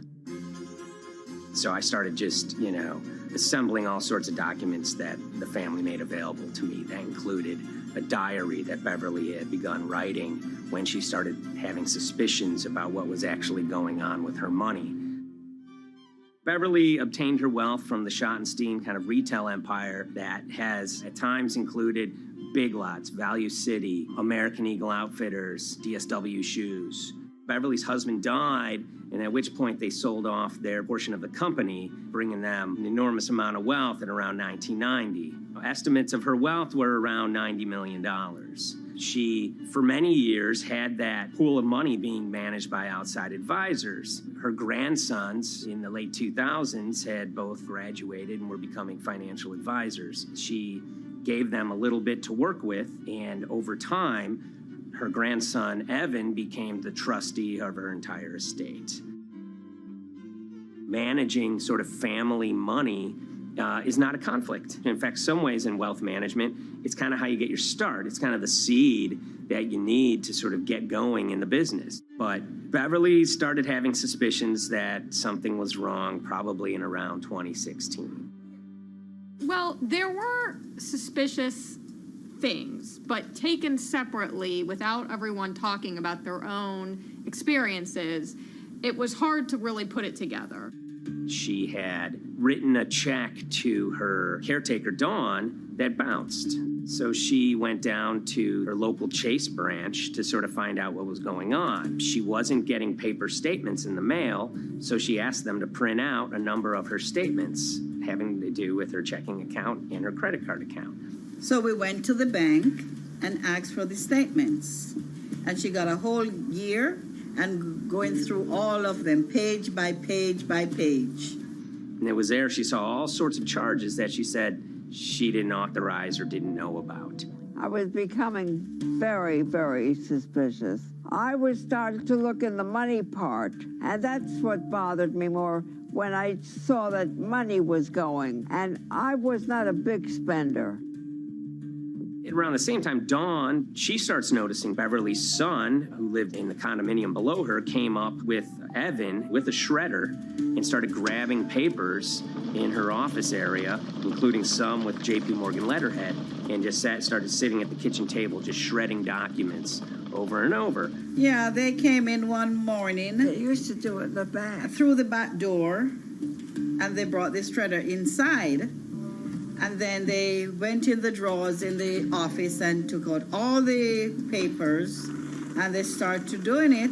I was very suspicious because I know you don't go around and destroying papers. Beverly said that they had done this many times before. That's when she said to me, Dawn, I'm going to write my feelings in this black book.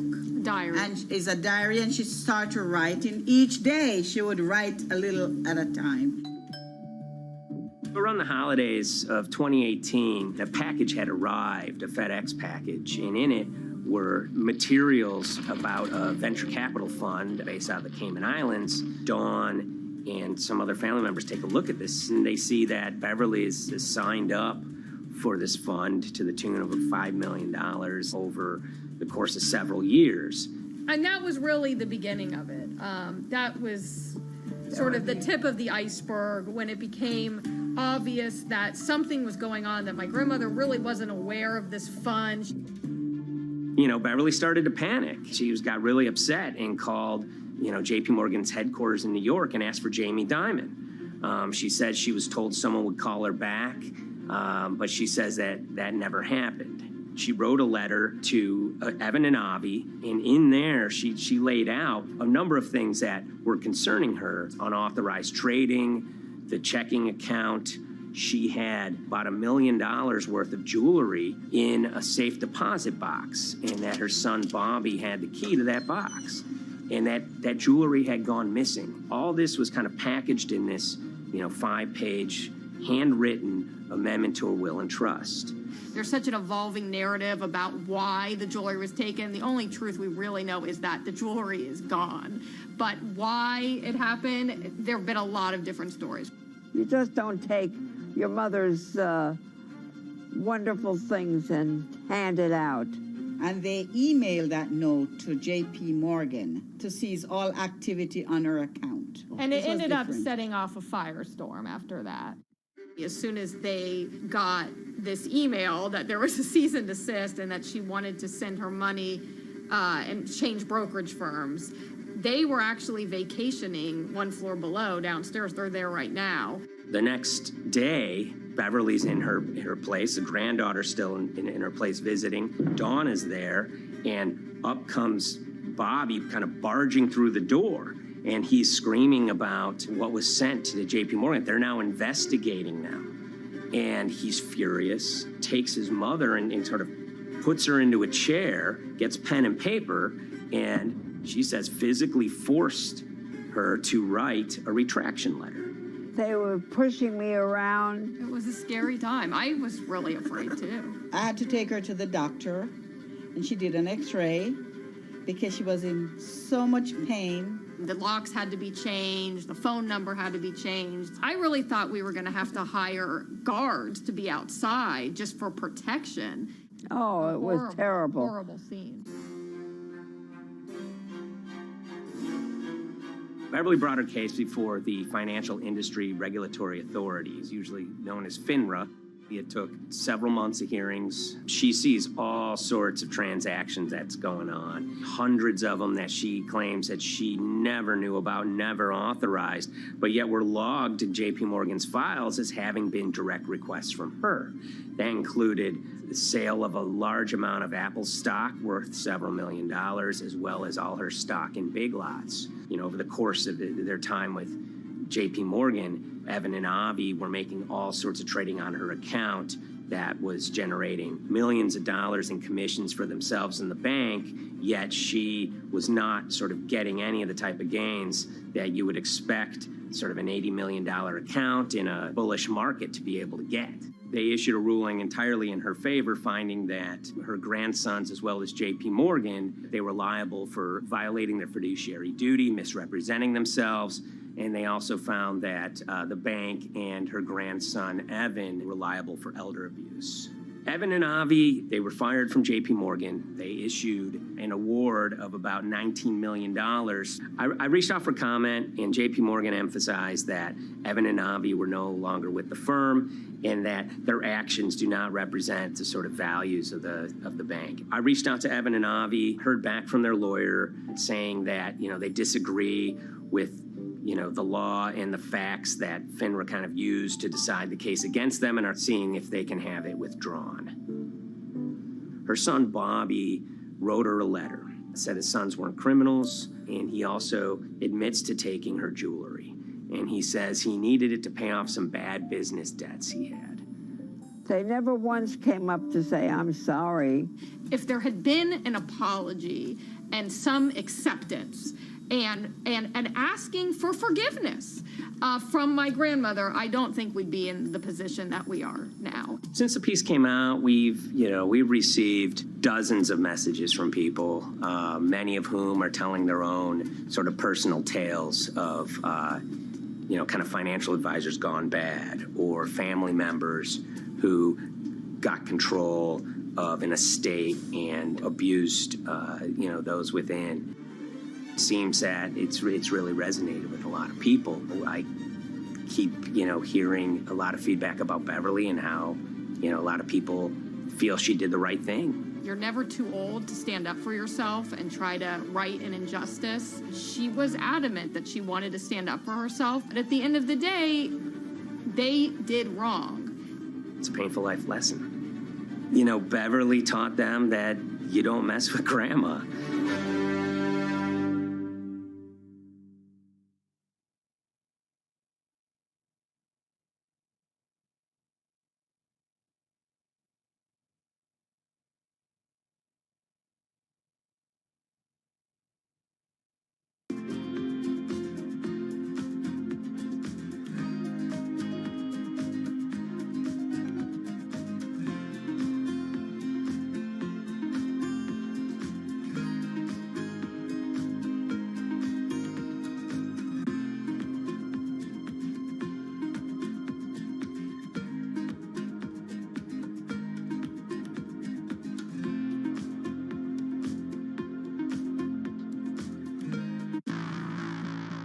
On April 20th, oil markets did something they never had before, and they crashed, went into negative territory and closed the day at minus $40. Meanwhile, in a place called Thaden Boyce in Essex, a group of 9 traders, led by a guy called Cuddles, made $660 million over the course of a couple of hours. The price of oil has collapsed to a record low. We've never really seen anything like it.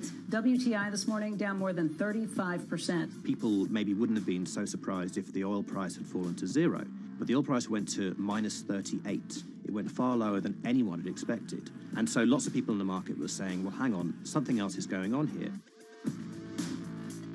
A couple of months later, I started to get wind through a kind of network of sources that a tiny firm in the outskirts of London had made a huge amount of money that day and potentially had some part to play in what happened. The information we got was that 9 traders at Vega Capital London had made in the region of $660 million in one day. As a group, I think they made as much money in one day as Apple makes from its international sales in one day. I mean, it's an insane sum of money. Did they pull off a fantastic trade? Did they predict the way the market was moving and get it absolutely right? Or was there something else going on, and had they actually done something that breached market rules in a bid to sort of push the market? And that investigation is ongoing.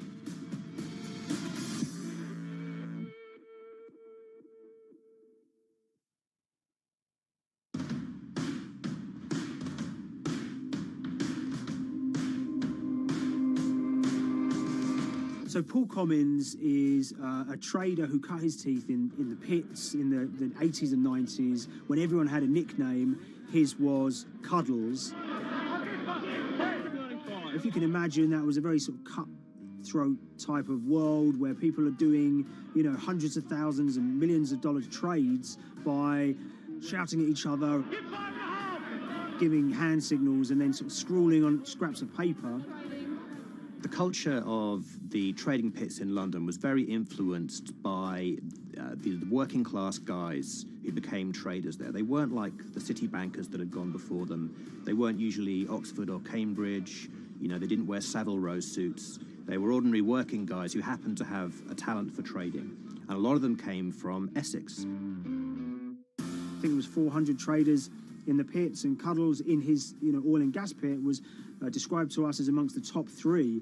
In amongst that, was very successful and made, you know, very large amounts of money as a young man. But, you know, inevitably, mechanization and the arrival of electronic markets was the kind of death knell for the pits. And in 2005, the IPE closed down. And when the pits shut down, a lot of the traders who worked there lost their jobs or quit or went to work for financial institutions.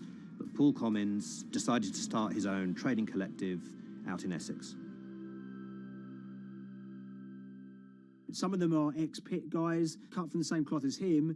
Lots of them are actually sort of in their 20s, and they're his, you know, drinking buddy's son, or they're his own kids' friends from football. You know, they're young lads, hungry and ambitious, and he brings them into the fold. And fairly shortly, he's got, you know, maybe a dozen or so traders that are, they're independent, let's be clear, but they're all part of this collective.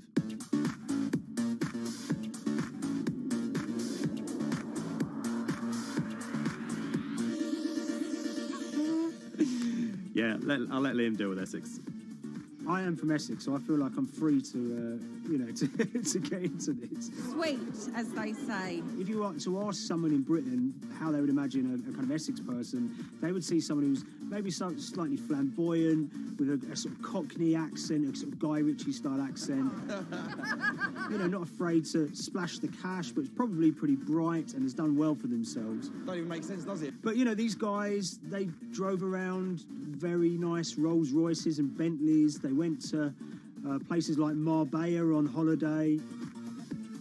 Thaden Boyce is a very wealthy place. You have to have considerable income to be able to afford to live in that village. It's a really nice place to live, and it's 20 minutes tube ride away from the city.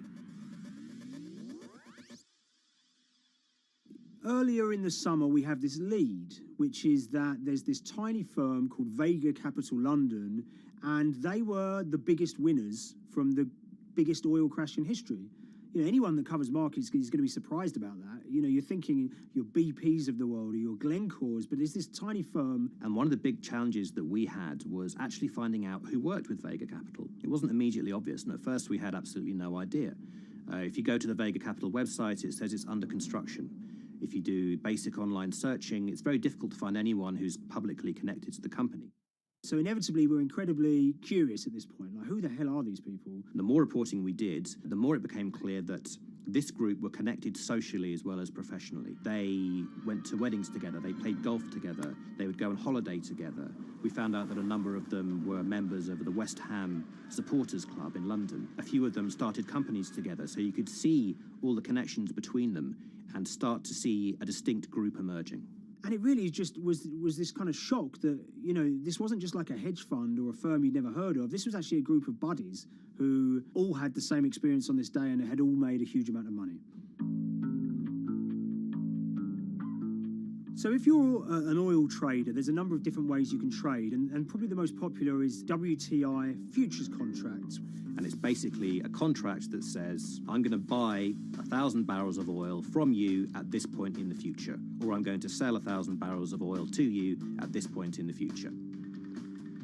It's actually just a financial contract to gamble on to predict whether oil is going to go up or down. On the 20th of April in Essex, there had been signals for a while that this was going to be an exceptional day in oil markets. And we know that some of them arose early and started their trading in the early hours of the morning while it was still dark outside.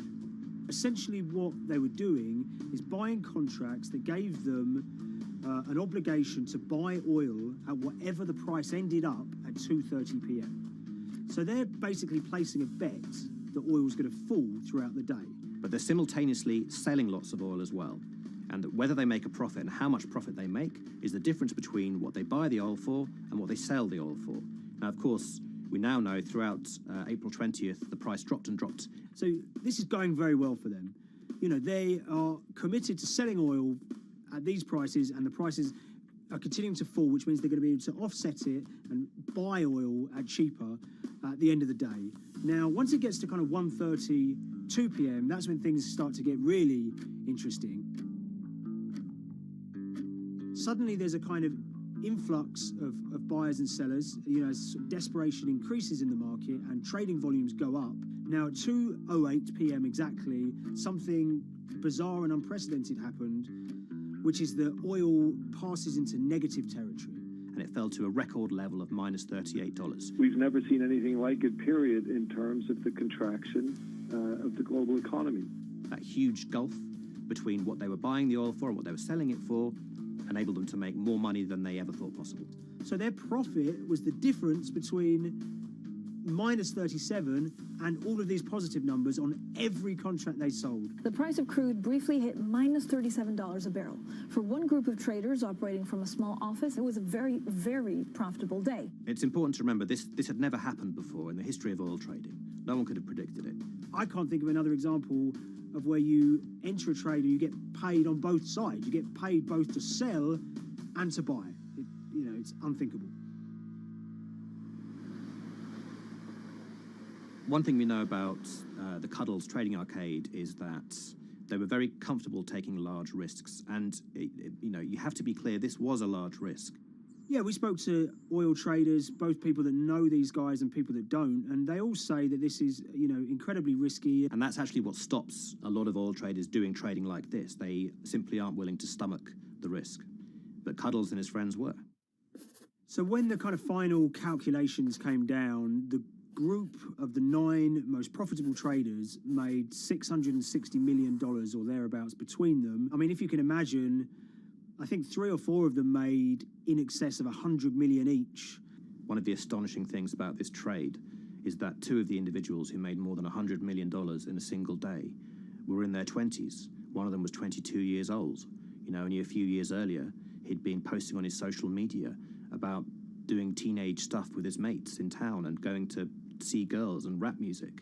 And here he is a few years later making $100 million in a single day's trading. When me and Liam discovered that, we couldn't believe it. We couldn't believe what we were seeing.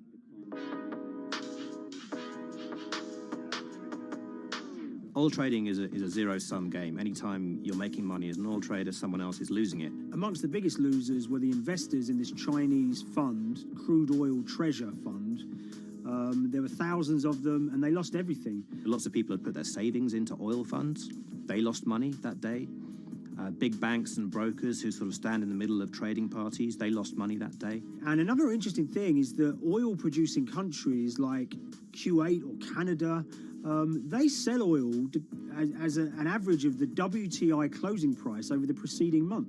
So the fact that one of those numbers in that average was minus 37 meant, if you can imagine, countries like Saudi Arabia and Kuwait potentially lost a couple of dollars on every single barrel of oil they sold that month.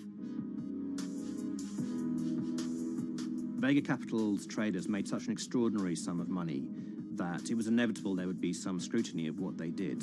But it wasn't just the sums of money they made. In the vital half an hour before the settlement price was set, they were by far the biggest sellers of oil futures in the market, which is an incredible thing to think about when you consider that the other participants in that oil market are going to be the world's biggest banks, oil majors, BP and Shell, and here you have a group of 9 guys in Essex who are having this significant influence over a global market for oil. I mean, I think you have to assume that if these guys had made $7 million or $10 million, they probably would be celebrating in Essex right now. But the fact that they made closer to $700 million has meant that they are facing understandable scrutiny. We wrote individually to all the Vega traders who did exceptionally well that day, and we got a letter in response from a law firm representing the group. The law firm was at pains to point out, number one, that they haven't been accused of any wrongdoing, that they all traded independently and separately, and they'd basically all made up their own minds that this was what was going to happen in oil markets based on publicly available knowledge, and decided to execute this trade. What I love about these stories is there's a real variance of opinion, and some people will look at what happened and think that must be dodgy. They all traded at the end of the day. They all made a huge amount of money while all these people lost. That's shocking. But lots of people say these guys are at acute disadvantage. They're in a market that's inhabited by, huge technology-driven funds and firms and oil giants that have got all the advantages in the world, and when you get a bunch of Essex geezers who essentially beat the market and find a way to make a huge amount of money, they should get a pat on the back, really, because that's the dream. Since this happened, a lot of the guys have stopped trading the monthly settlements that they'd done so well at in the past. Several of them have set up new companies. They've essentially gone very quiet. Any kind of social media presence they had is kind of closed down. By all accounts, they're, waiting this out. It's certainly too early to try and predict how the regulatory investigations are going to pan out. We just don't know. There's a number of potential outcomes for these guys. Potential punishments if there are any findings of manipulation against Vega or anyone affiliated with it. Might be you could be fined, you could be banned from trading, and in the most extreme cases there have even been criminal prosecutions in the past of people who have been found to have been manipulating the settlement and misconduct related to trade at settlement. There are other outcomes too. One obvious one is going to be that they're able to walk away from this life-changing trade with all the money that they made, and celebrated as heroes in the trading community. That, they'll go down as legends.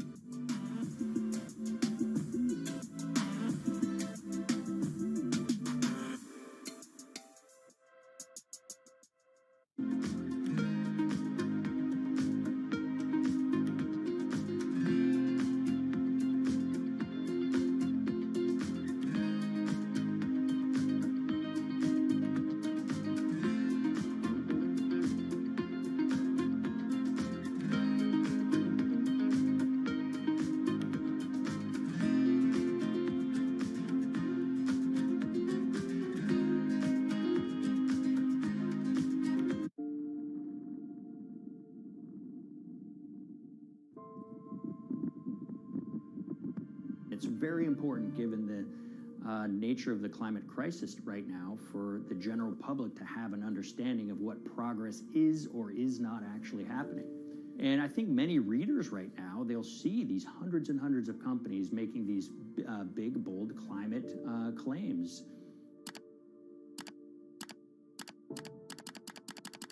And they would be forgiven to think that, we're well on our way to meeting the emission reduction trajectory we need to be on. And the reality of the matter is we're just not on that trajectory. And a key reason for this sort of disconnect is the use of offsets that aren't doing what they claim to be doing. We have a massive potential for sort of willful blindness. We can convince ourselves of things regardless of what the facts are. And so that's what tends to happen in these cases. It's not that anybody is setting out to commit climate fraud. They sort of walk themselves into a situation and they convince themselves of one thing, and that allows them to convince themselves of another thing. But at the end of the day, they're doing something that makes no sense at all.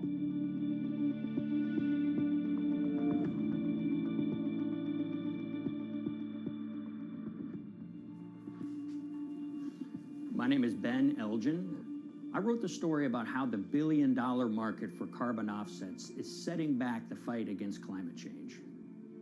So one of the challenges in reporting on carbon offsets and trying to figure out what's going on is really finding good experts who have been steeped in this marketplace and are willing to candidly talk about it.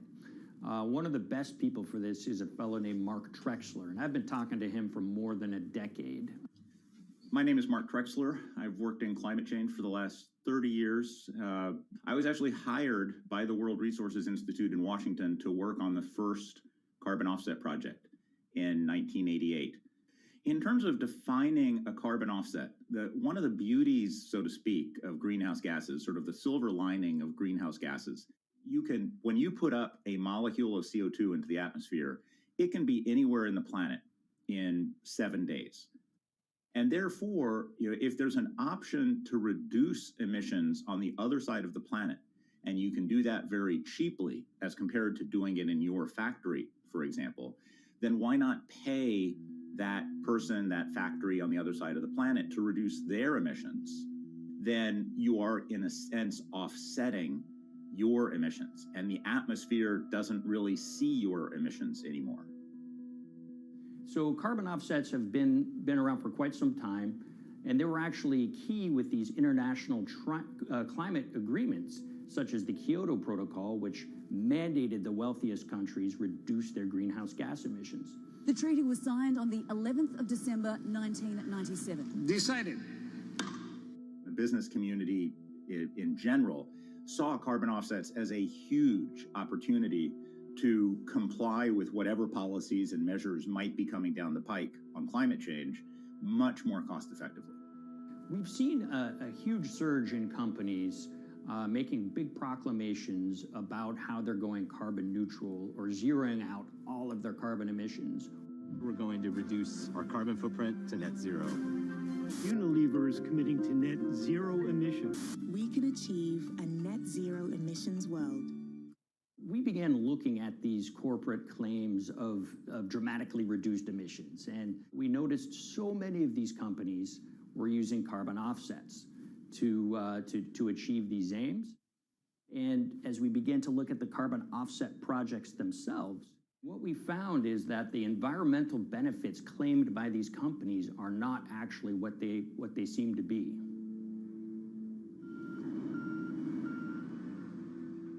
And as we sort of saw and spotted a number of these very aggressive carbon offset projects, which appeared to be generating inflated credits or bogus credits, we saw a number of them were associated with the Nature Conservancy. This surprised us. The Nature Conservancy is the world's biggest environmental group. They have about $1 billion a year in revenues, and they've been around for 7 decades. They've preserved about 125 million acres of land, and they've done so many good works over the years, and they've been very strong in terms of working with corporate partners. The Nature Conservancy has taken a different approach, a very pragmatic and pro-business approach. They will not go out and criticize a big polluter, but they're very happy to work with them. Some might say that, well, that's selling out, but others would say, and those at the Nature Conservancy would say, these companies have deep pockets. They can help fund important preservation work, and we have absolutely no problem working with them on this stuff. So companies are very warm, and they've partnered with the Nature Conservancy for many years. And yeah, it definitely lends a sheen of credibility to these projects. Here's 20 new reasons to visit Disney World this year. 1, 2, 3. If you look at, for instance, Disney, that's a sprawling company with theme parks and cruise lines that burn up diesel fuel. They have office buildings and television studios that consume electricity. So these companies are trying to make major reductions in their carbon footprints, but it's very difficult to change these fundamental ways their businesses operate. So Disney has been a big buyer of carbon offsets that are orchestrated by the Nature Conservancy. One of the projects that they buy from is called Pennsylvania Ridges. And that's a plot of land. Most of the land is actually about a 3-hour drive outside of Philadelphia. Interestingly, this land, 3,000 of these acres, was actually acquired by the Nature Conservancy in the late 1990s. This land was imminently threatened. There was a pending logging contract on this land. So they do what they've done so well for all of these years, which is they go out, they raise money from local philanthropists, and they go buy this land to protect it from developers and loggers. And at the time, according to an archived version of the Nature Conservancy's website, when they were proudly announcing this deal, they said, these threats have been abated because of this acquisition by the Nature Conservancy. So it's really interesting now, fast forward 2 decades to earlier this year when they put forward this carbon project. And if you look through it, this land is a key part of that carbon project. And what they're now saying is this land is now, once again, imminently threatened. 72% of the trees are going to be cut within 5 years. Now, this is just astounding because this land is owned by the Nature Conservancy. They do not clear-cut land that they've bought through philanthropic donations. So this scenario that they've put forward to get carbon revenues is not really plausible. And what that means is when you have Disney coming in and buying these credits, when it eventually lowers its carbon footprint because of these credits, well, that won't be a credible or truthful claim by Disney.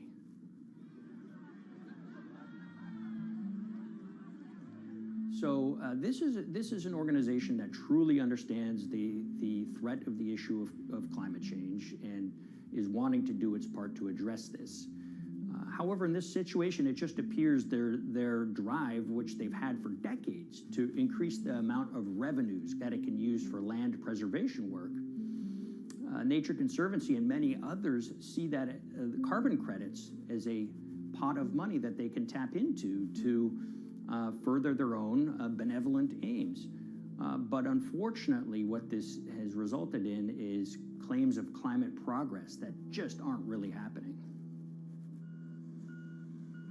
So the Nature Conservancy defends vigorously these deals, and they and others will say, look, our projects are just following the rules that these registries set up. So some would also put some of the blame on the registries themselves because they're setting up the rules which allow these vapid projects to get up and sold.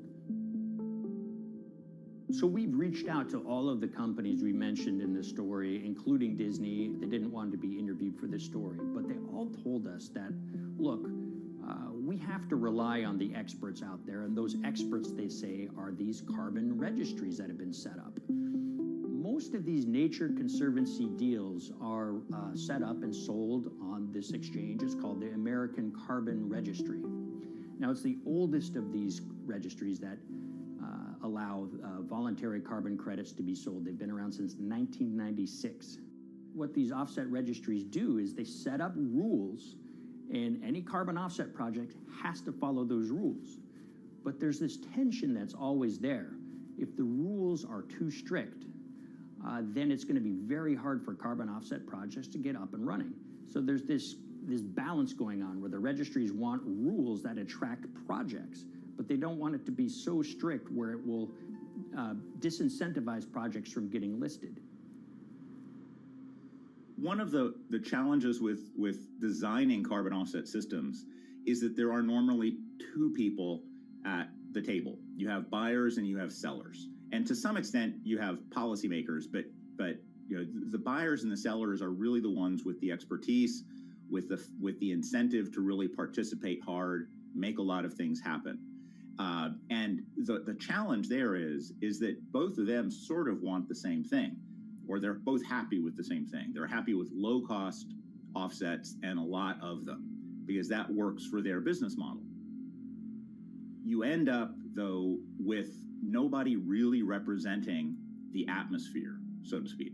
Nobody's really representing the climate in those discussions. And so the policies end up biasing the whole system, and you end up in sort of a race to the bottom, and that's what we've seen happen. You know, when it comes specifically to the topic of carbon offsets, you know, I am a fan of carbon offsets in the sense that they can help mitigate climate change. They absolutely can. But, you know, if we're not going to do it correctly in a way that actually does help mitigate climate change, then it's nothing but a distraction.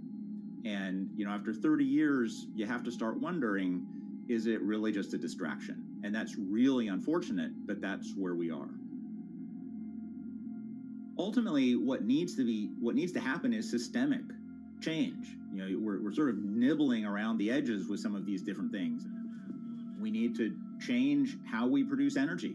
We need to change how we transport ourselves. We need to change what and how we eat.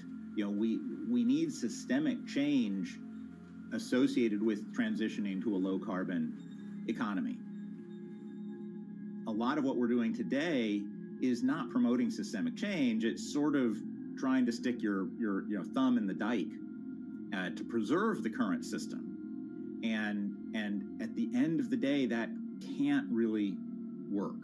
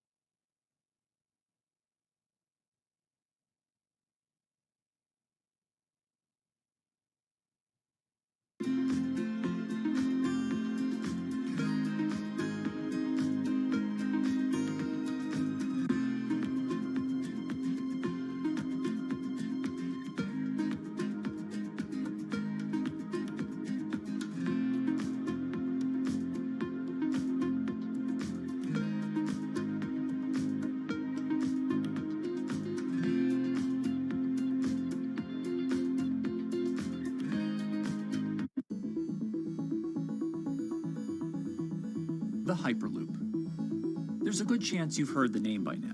This is the Hyperloop system. It can take people hundreds of miles in minutes. The Hyperloop, a series of tubes that would transport people in pods at ultra-high speeds over long distances. This is a remarkable new form of transportation that can whisk people from city to city in a flash. 29 minutes from New York to D.C., 30 minutes from L.A. to San Francisco. For years, we've been seeing these futuristic, utopian renderings of some cross between a spaceship and a monorail. But lately, the Hyperloop is becoming much more real. Yes. It was surreal to be even sitting inside a Hyperloop, and just even more incredible to actually be like riding down a track in something that was nothing more than a crazy idea 6 years before. Companies all around the world have been developing and testing the technology needed to propel passengers at speeds of over 1,000 kilometers per hour. But for many, speed is only the first step to unlocking the full transformational effects of a new mode of transportation. Fast is what we just sort of take for granted in the Hyperloop world. It's the network effects that really deliver the benefit. And that opens up a completely different scale of economic opportunity.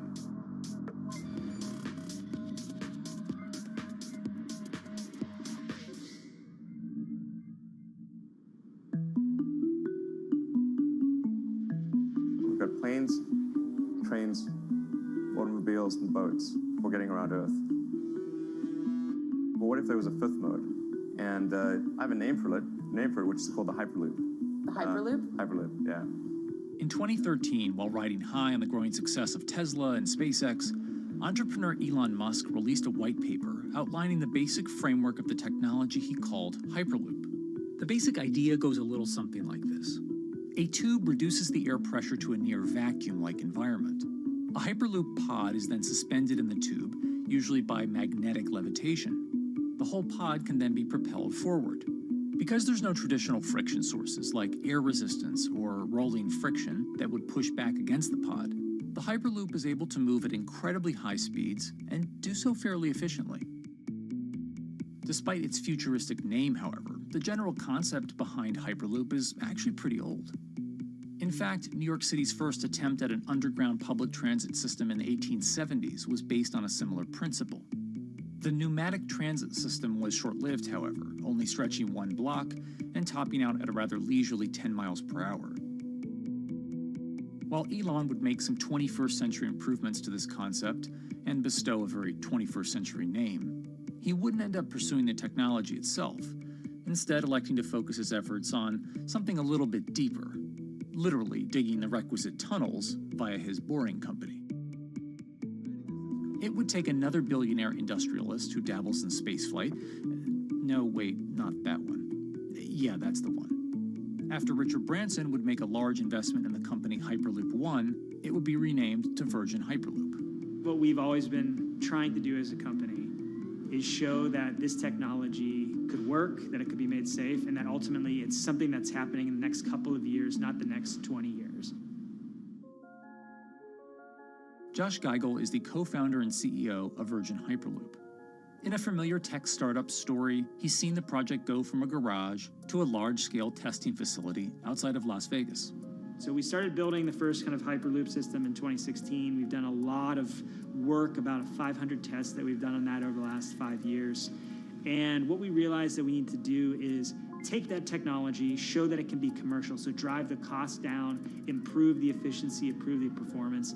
But the key thing is, is actually making it approachable and safe for individuals. In order to do that, Josh, along with Virgin's head of passenger experience, Sarah Lucian, bravely volunteered to take the inaugural ride. What her and I were realizing is we're the first two people sitting in a Hyperloop. The only type of people that have gone through this environment are in spacesuits, and there we are in just normal clothes because of the system, the safety of what we've designed. 3, 2, 1, launch. And then once we started going, you felt a bit of acceleration. We accelerated a little bit harder than we would in commercial. It'd be like a sports car. Yes. We got to about 108 miles an hour on that test. And it's a short run. It's about 500 yards or so, and came to a stop.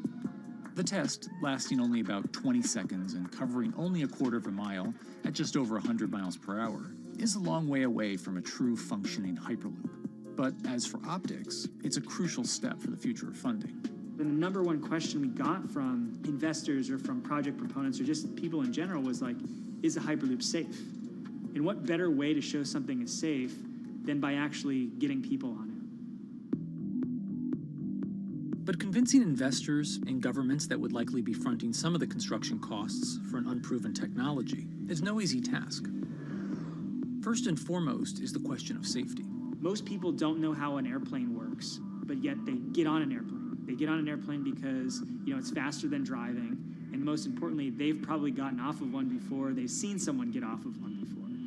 And so what we set out to do was actually show that Hyperloop could be safe with two normal people, not astronauts, not adrenaline junkies or test pilots or anything like that. Two normal people getting on a Hyperloop, and then most importantly, those two people getting off.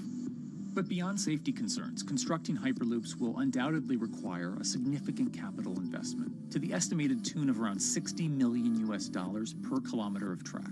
So a track from San Francisco to Los Angeles, for example, is likely to come with a price tag over $10 billion.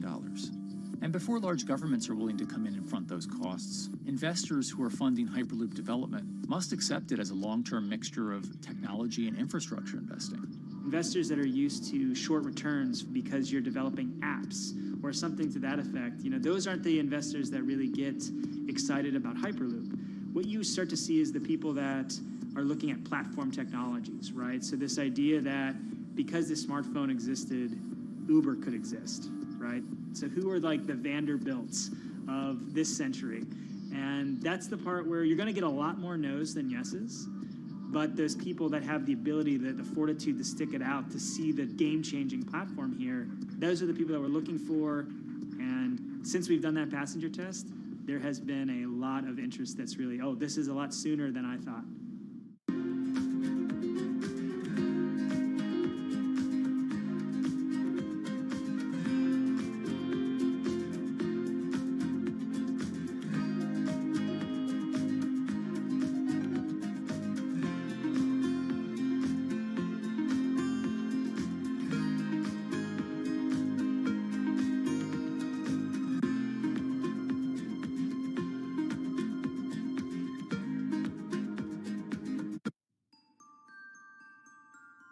Envisioning the ripple effects of what Hyperloop could achieve, though, is fairly challenging at this stage of development. It's fast, yes, but for point-to-point travel, traditional maglev trains can move pretty fast as well. And outside of China, South Korea, and Japan, even those haven't seen much adoption elsewhere due to the high costs and questionable profitability. The Shanghai line in China, for example, loses around $100 million every year. Hyperloop companies, however, believe they can offer something different than traditional railway lines. My name's Alan James, and as far as I know, I'm the only guy on the planet who's written a government-level business case for 300 kmh conventional high-speed rail, 500 kmh maglev, and 1,000 kmh Hyperloop. It's fundamentally about moving people from where they are to where they want to go, when they want to make those journeys, and doing it in much smaller numbers. So pod designs for Hyperloop range from 12 to 28 seats, typically. Why are they small? It's because small enables the network to operate flexibly. And a great example of that is the east-west strategic route across the north of England, from Liverpool to Manchester to Leeds. So to get from Liverpool via Manchester to Leeds by train is just short of 2 hours today. It'll probably take you 2 hours driving as well in average traffic conditions. Net result is those three city regions remain three separate entities: Liverpool, Manchester, Leeds. There's very little commuting traffic between those urban areas. Hyperloop absolutely changes that from the ground up. Liverpool to Manchester is a 5 or 6 minute journey. Manchester to Leeds is also a 5 or 6 minute journey. What that effectively does is create a single super city economy.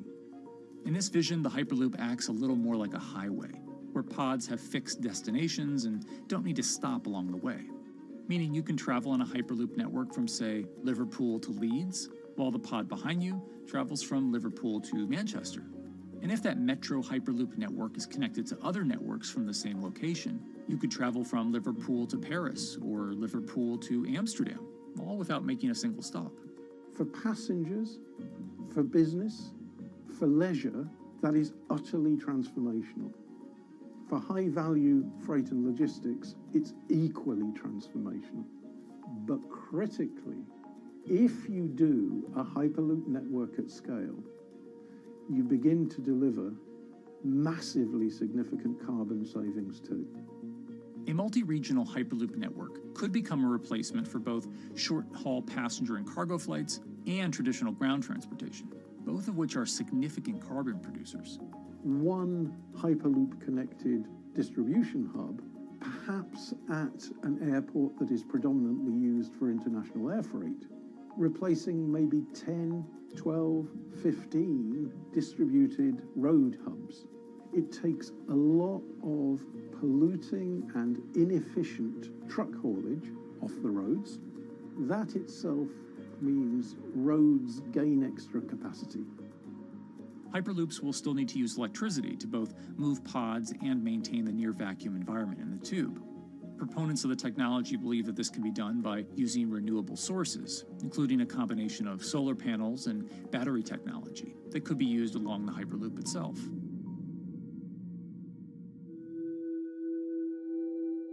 But even with all multipliers of time and carbon emission savings that a Hyperloop network may provide, the investment capital required to actually build such a network becomes even more economically and politically daunting. Committing doesn't mean spending billions on day one. Committing means, how do we phase it?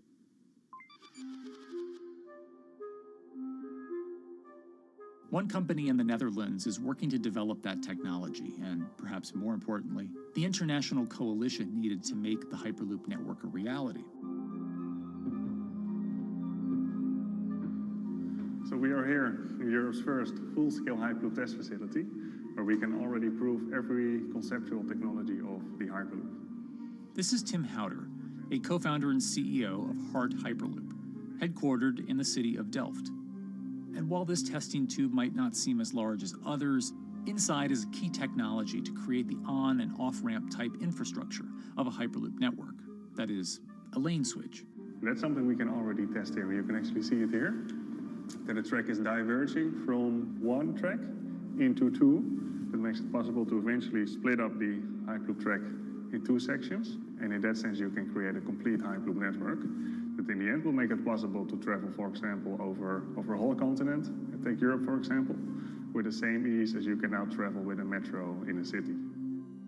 The nice thing about this magnetic levitation system that we've developed is that there's absolutely zero moving components in the track.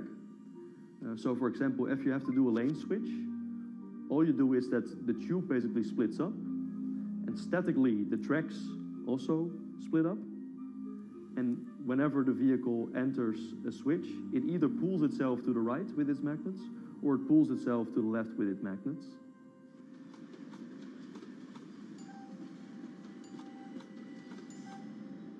Lane switching on traditional rail requires the physical movement of the rail. Even modern magnetic levitation tracks use lane switching techniques in order to transfer trains from one track to another. And this is a very crucial element, because this is the thing that limits the capacity and, in the end, the usefulness of the rail network. Because the moment that a track is switching, that means that at that moment you are creating an unsafe environment for the trains behind it. So you need a lot of space between trains. But in a Hyperloop, because you have no moving components in the track, all the vehicles can be much closer to each other. You can achieve a very high frequency and basically have your vehicles moving and merging in and out of the network very much like a highway.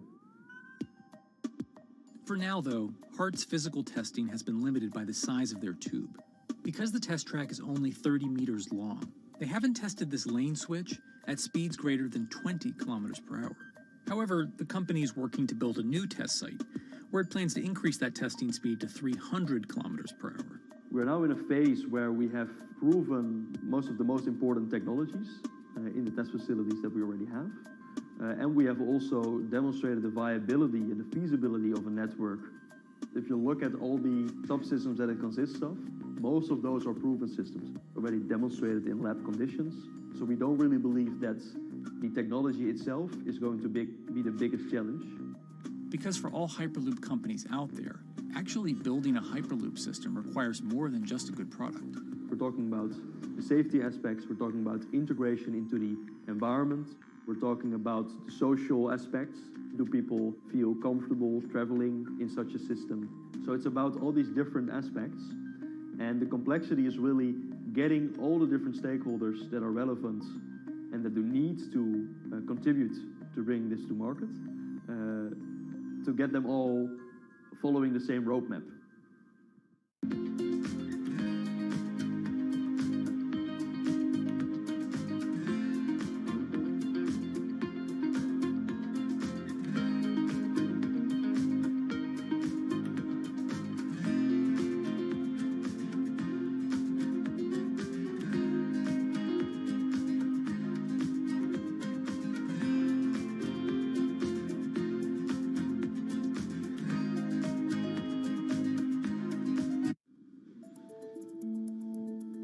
In order to help build this coalition of private and public interest in Hyperloop development, HART in 2018 partnered with other Hyperloop companies from Europe and Canada.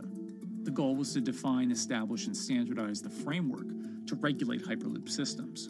Right now we are working with all the Hyperloop developers together in setting up the first, let's say, structure for starting the standards drafting.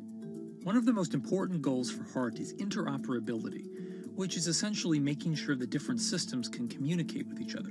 Interoperability is so important because what we want to achieve is actually have this seamless travel experience. So you don't want to end up, for example, going from Madrid to Paris and then switching because you need to use a different technology to get, for example, to Amsterdam. The idea being that as companies around Europe create the first commercial Hyperloop tracks between individual cities, one day those can all be connected to a larger network. Everyone that believes that Hyperloop is a future transport system also realizes that there is a need to have this network because that's where Hyperloop thrives. Hyperloop is such a huge project. It's definitely not something that you can do on your own or as a single company. So you need to do it with a lot of other companies. You need to have the governments. And I think in that sense, the biggest challenge that we've encountered is to really get all the required parties together to take the steps in development and in commercial implementation. HART's next plan is to build the European Hyperloop Center, an open testing facility which will include a 2.6-kilometer test track. And the company hopes to test travel speeds there at up to 700 kilometers per hour. Virgin Hyperloop is also racing to construct the first commercial Hyperloop route, with projects in various states of development in India, Saudi Arabia, and the United States. Recently, the company announced plans to build a Hyperloop certification center in West Virginia, which will include a 6-mile-long test track.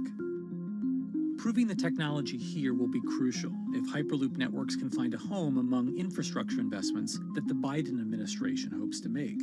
The idea that there's multiple Hyperloop companies, I think, is a redeeming aspect in the business.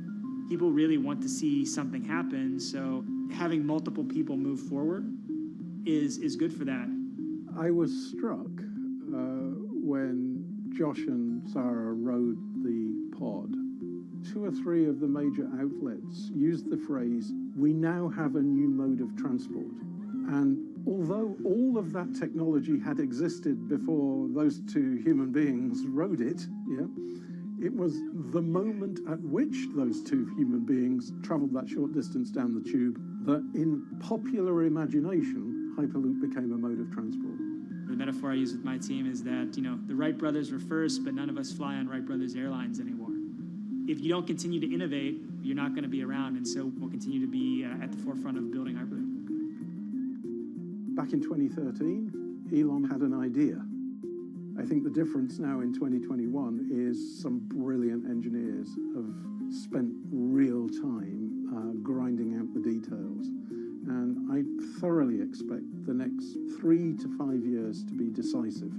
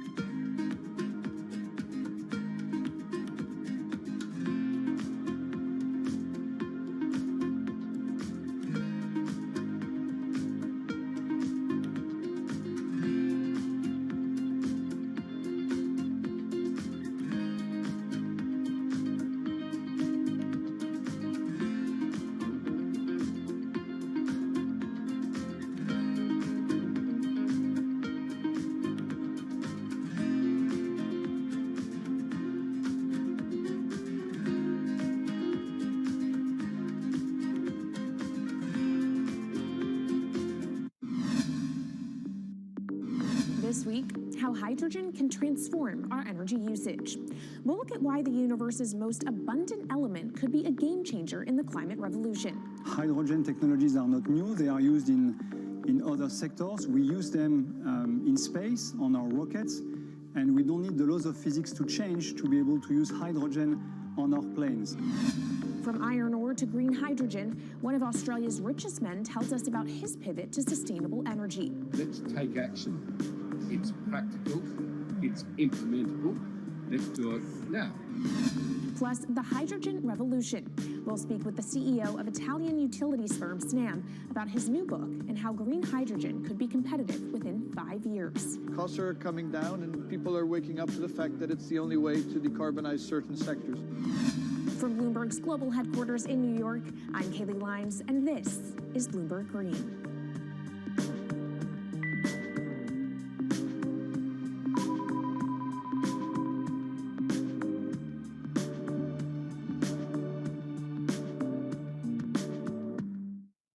It's a new year, so here at Bloomberg Green, we're highlighting new solutions in the fight against climate change. And one of those is as old as the universe itself, hydrogen. It's the simplest element around, but could well be a game changer when it comes to turning around our dependence on fossil fuels. Today, hydrogen is used in the chemicals industry to produce petroleum products.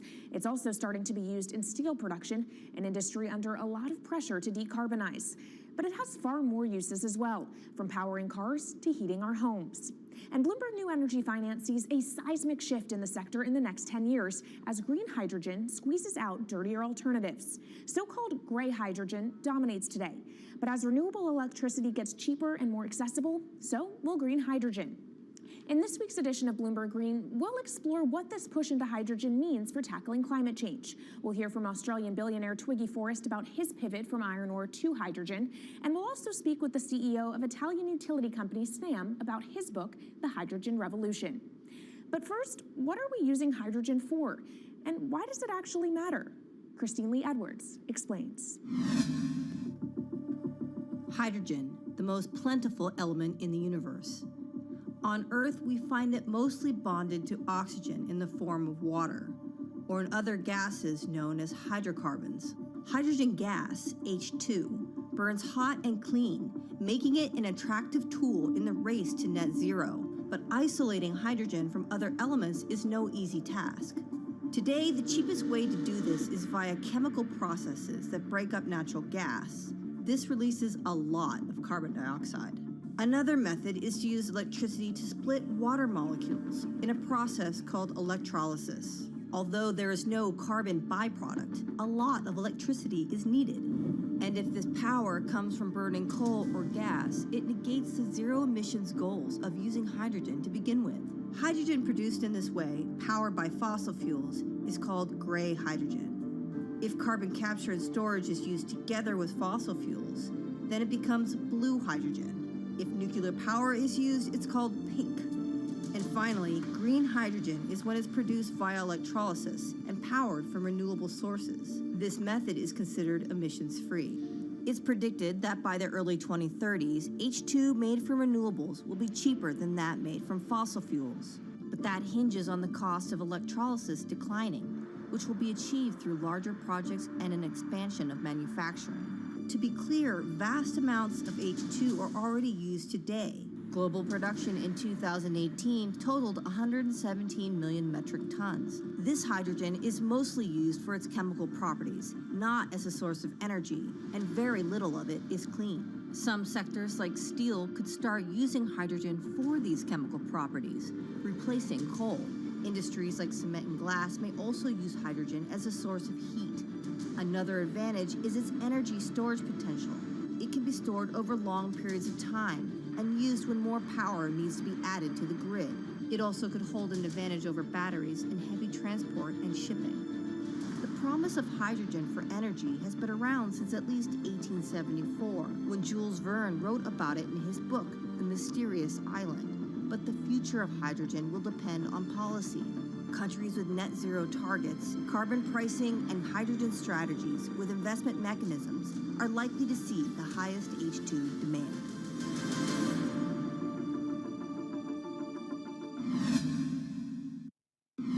That was Bloomberg's Christine Lee Edwards explaining what hydrogen means for the energy transition. But how are businesses approaching the sector? Well, one of Australia's richest men is making a big play into hydrogen. Andrew Forrest, better known as Twiggy, made his fortune from iron ore, being the chairman, former CEO, and major shareholder in Fortescue Metals, one of the world's biggest miners. But after having made over $10 billion in profit from the metal in the last fiscal year, Twiggy wants to transform Fortescue into a clean energy company. He's been scouring the planet in search of investment opportunities in hydrogen and renewables.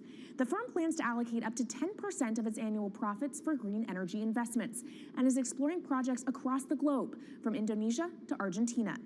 Francine Lacqua caught up with Twiggy Forrest. There's only one type of clean hydrogen, all the rest is dirty. Yeah. That is green. If you just say green hydrogen is clean, the rest is dirty, then you've actually nailed it. And, you know, anyone else who produces any other rubbish, any other argument, just look them there and say, why is global warming accelerating if anything you're saying is true? And then you'll know, actually, it's greenwashing. Yeah, but there's a lot of greenwashing because I keep on being told it's a transition. We can't just, make the transition at a click of a finger. So what are we doing wrong? What can we do better? I don't remember the personal computer having to transition the typewriter. I really don't remember that. I don't remember the smartphone having to transition the pocket calculator and the old landline. You know, its transition line is complete rubbish. The lie got put to it 2 days ago when JCB, a really loved British company, every right for the country to be proud of JCB, and Fortescue, holding a bit of a similar reputation, fantastic track record, everyone's done super well from Fortescue, huge balance sheet, super strong. When those two companies got together and agreed a $7 to $9 billion US agreement per annum, right, then that's a real wake-up call to say, hang on, green hydrogen is obviously commercial now. You know, every other form of fossil fuel hydrogen, you know, it can compete with it on price, it can probably lose on price, but what we know, it is cooking the planet.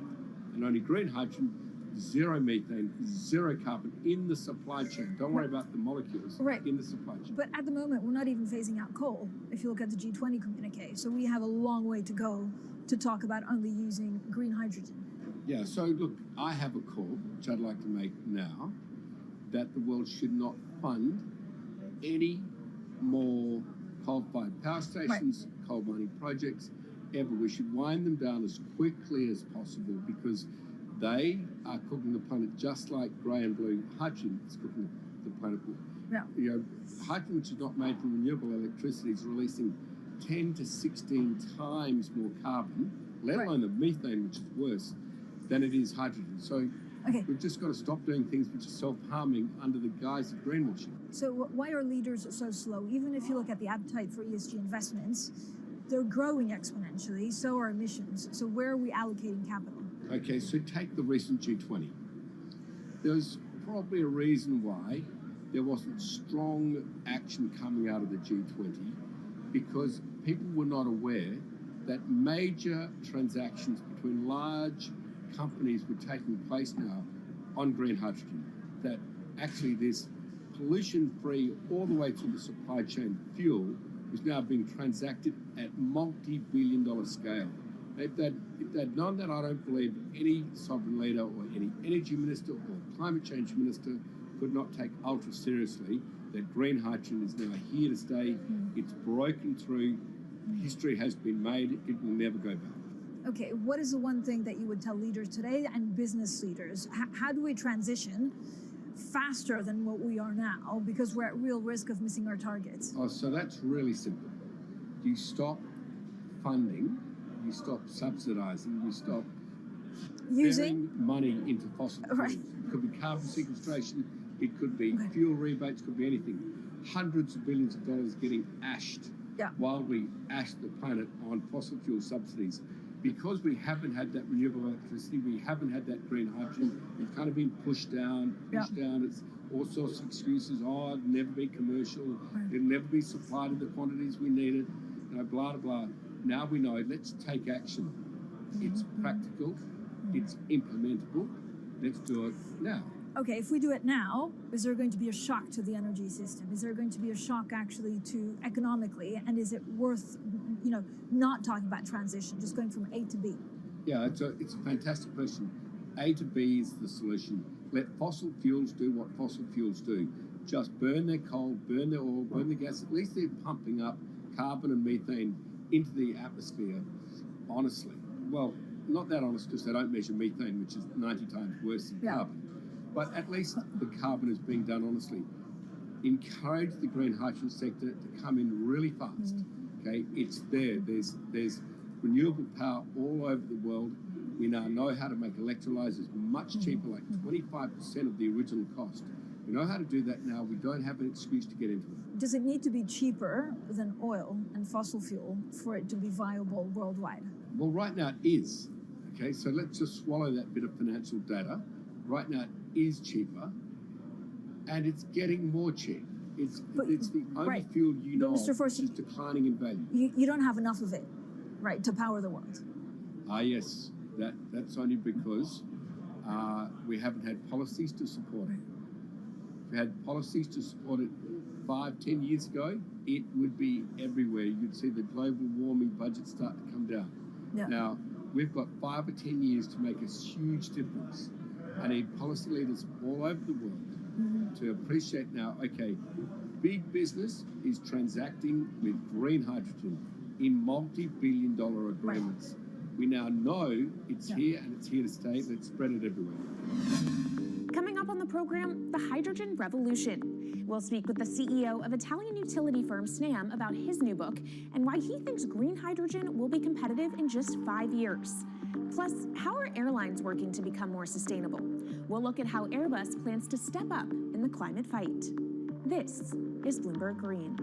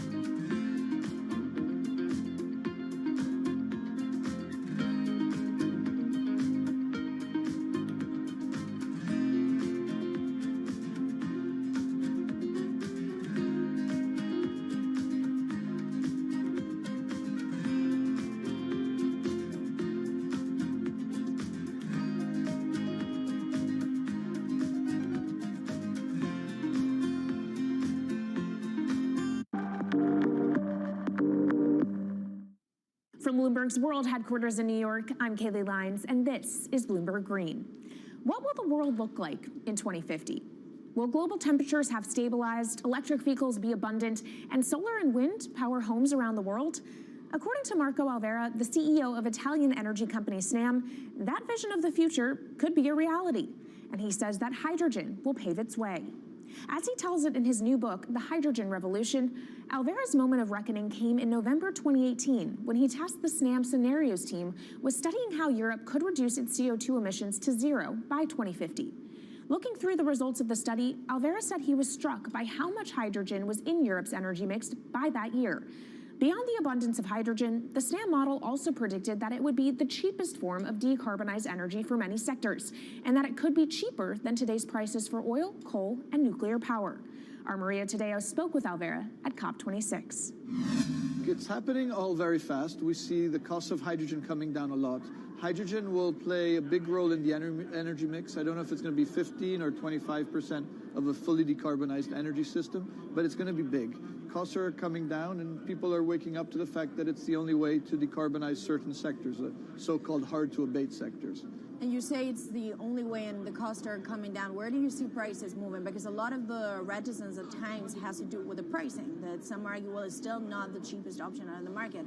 So when I was first working in hydrogen in 2004, it was costing $1,000 per megawatt hour. 2010, 600. Today, 100, and we see it going down to 50 in 5 years' time, and to going down to $25 per megawatt hour in the next 10 years or so, which is a quarter of where it is today. That's really because renewable energy, and we're talking green hydrogen here, renewable energy costs are falling, but the cost of making the electrolyzer, which is the kit that you use to convert solar or wind energy and water into hydrogen, the cost of this kit is falling a lot because it doesn't really exist on an industrial scale. So as we build up capacity, we industrialize it, we standardize it, and we squeeze costs out. That's really the cost trajectory. And for that, of course, you need demand, however, for governments and also institutions to kind of buy into this idea that it is the future and we want to invest and create infrastructure. What are they telling you? When you speak to governments, when you speak to officials, are they keen on this? They're very keen. So the Department of Energy shares our view in the States of getting to below $1 a kilo, which is $25 a megawatt hour. The European Union has a hydrogen strategy, which is very clear, and several member states have the same. Chile wants to export a lot of hydrogen. China's big on hydrogen. Australia's very big on hydrogen. Japan is blending already hydrogen. So I would say the world is now really focused on this because it's the only way to store energy for a long period of time economically is to convert it into either a liquid or a gas.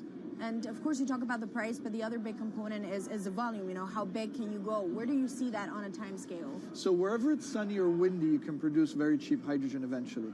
And so compared to oil and gas, which are concentrated in few parts of the world, it's going to be very democratic from that point of view. So every sunny place, every desert, every ocean wind can be turned into hydrogen that we can put on ships, in pipes, and really start trading it around the world. So it's going to happen a lot faster than a lot of people think. So, and when you say a lot faster, what is that in time? As I said, $50, which is essentially oil parity within 5 years. And then, depending on how quickly we ramp it up after that, we could get to $25, which is coal parity before the end of the decade. And in big scale. In big scale, because once you get to coal parity, that's the only way we're going to get China and India to stop burning new coal.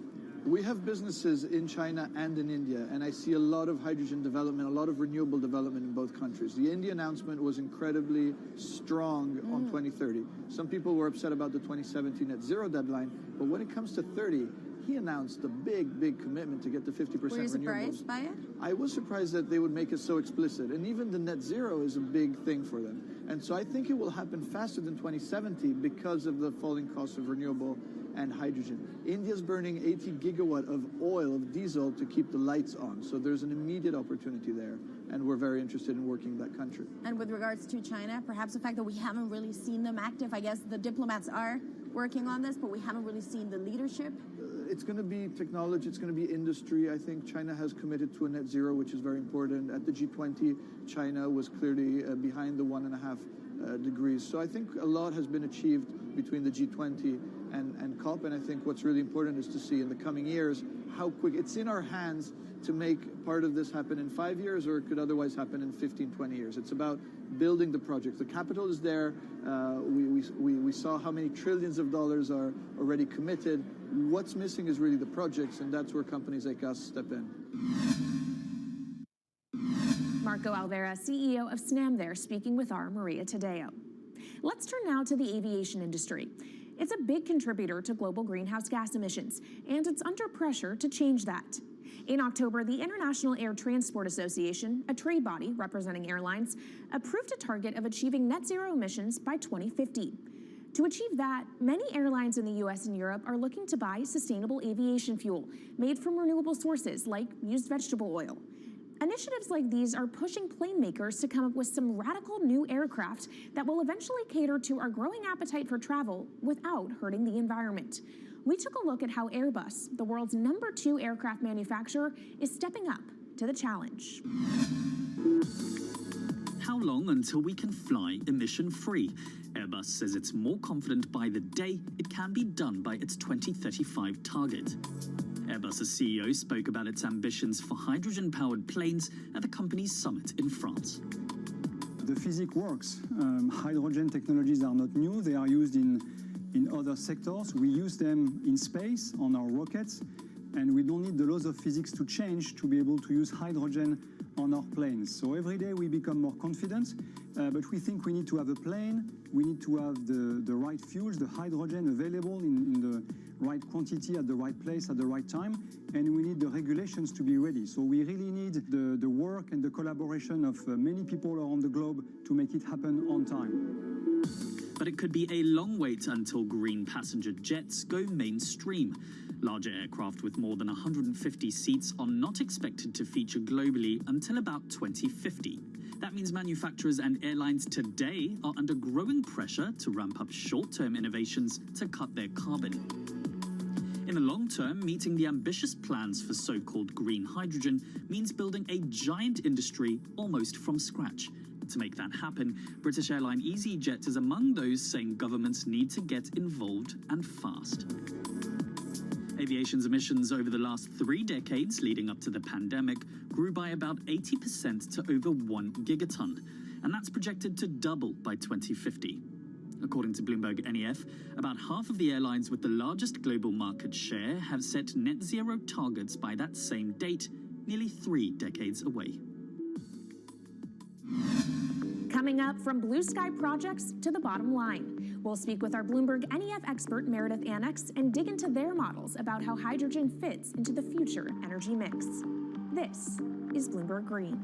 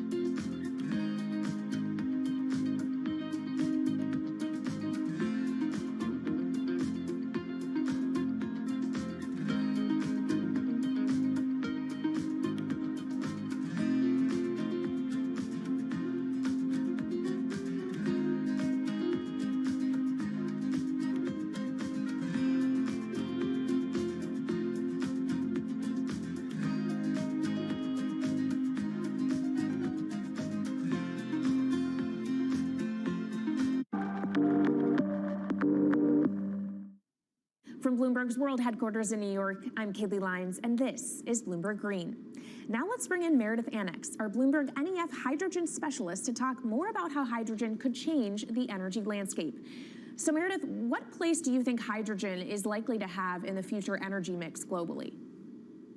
Hydrogen's this incredible solution for us as we look to decarbonize because it's a perfect solution in areas that are hard to electrify. So where we like to think about hydrogen playing a role, it's in things like heavy industry, especially where you need a feedstock as well as energy source. and in things like dispatchable power, long-haul transport, maybe even shipping and aviation. That sounds great that it can be used for such diverse industries. At the end of the day, though, how much is this going to cost? Well, that's the amazing thing about hydrogen, because depending on how you make it, it can actually see significant cost declines in the future. So when we're talking about clean hydrogen, we usually mean green hydrogen produced from renewable electricity. And in that case, your hydrogen is almost as cheap as the renewables that are used to make it. So if you're in a place with really good renewable resources, you'll be able to have cheaper hydrogen. But even in places with less good resources, we think that hydrogen can be cheaper than $1 per kilogram, which is the price of unabated hydrogen today, and around $8 per million BTUs for those who prefer to think in energy units. And that can be achieved anywhere in the world by 2050, we believe. All right, so let's talk about kind of the pros and cons list. I don't know where cost fits into that, but what are the advantages to hydrogen over other renewables, and then what are the drawbacks? Yeah, main advantage is the fact that hydrogen can serve roles that electrons struggle with. And that's things like seasonal storage, for instance, or just anything where you need storability, where electrons are harder to store, hydrogen is going to be easier. That also leads to a downside, though, because hydrogen is less energy dense than the usual things that we use for storable energy today, like coal or oil or natural gas. So you will need more volume of storage to handle the same amount of energy. Let's talk about the viability as well and how it may differ in different geographies. What is your view on that? Yeah, so for green hydrogen, again, from renewable electricity, really places with the best renewable resources, things like Latin America or the Middle East, even Southern Europe, have really, really good potential for producing hydrogen. And then when you're looking at blue hydrogen, which is produced from natural gas or coal with carbon capture and storage, we do see that becoming more expensive than green hydrogen in the future, especially as renewable electricity costs come down. But that can be a viable option in places like the US Gulf Coast or Russia, where you've got good geological storage for the carbon, as well as ample natural gas that's quite cheap. All right, great breakdown. Thank you so much to our Meredith Annex, our Bloomberg NEF hydrogen specialist. And of course, you can get more from the Bloomberg NEF team on the terminal and online. And they've recently done a podcast called Hydrogen 101 as part of its Switched On series. So from iron ore titans pivoting to cleaner energy to talk of a hydrogen revolution, that's it from this week's edition of Bloomberg Green. We'll be back next week with a deep dive into the state of electric vehicles. And you can keep the conversation going by following us on YouTube, Instagram, and Twitter @Climate. I'm Kaylee Lyons from Bloomberg's World Headquarters in New York, and this is Bloomberg Green.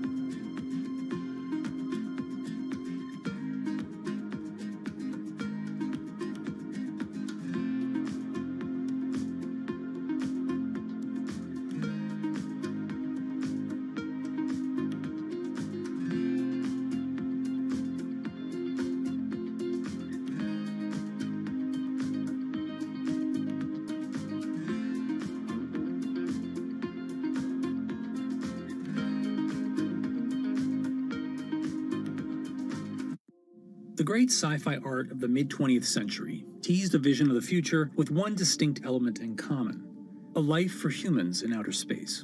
Whether vacationing on an exotic new planet or commuting to the moon for business, space travel seemed like it was just around the corner. Yet here we are, a half-century later, and only about 500 human beings have ever left the bounds of Earth's atmosphere. But thanks to a set of ambitious private companies betting on the promise of space tourism, that long-awaited future could be here sooner than we think.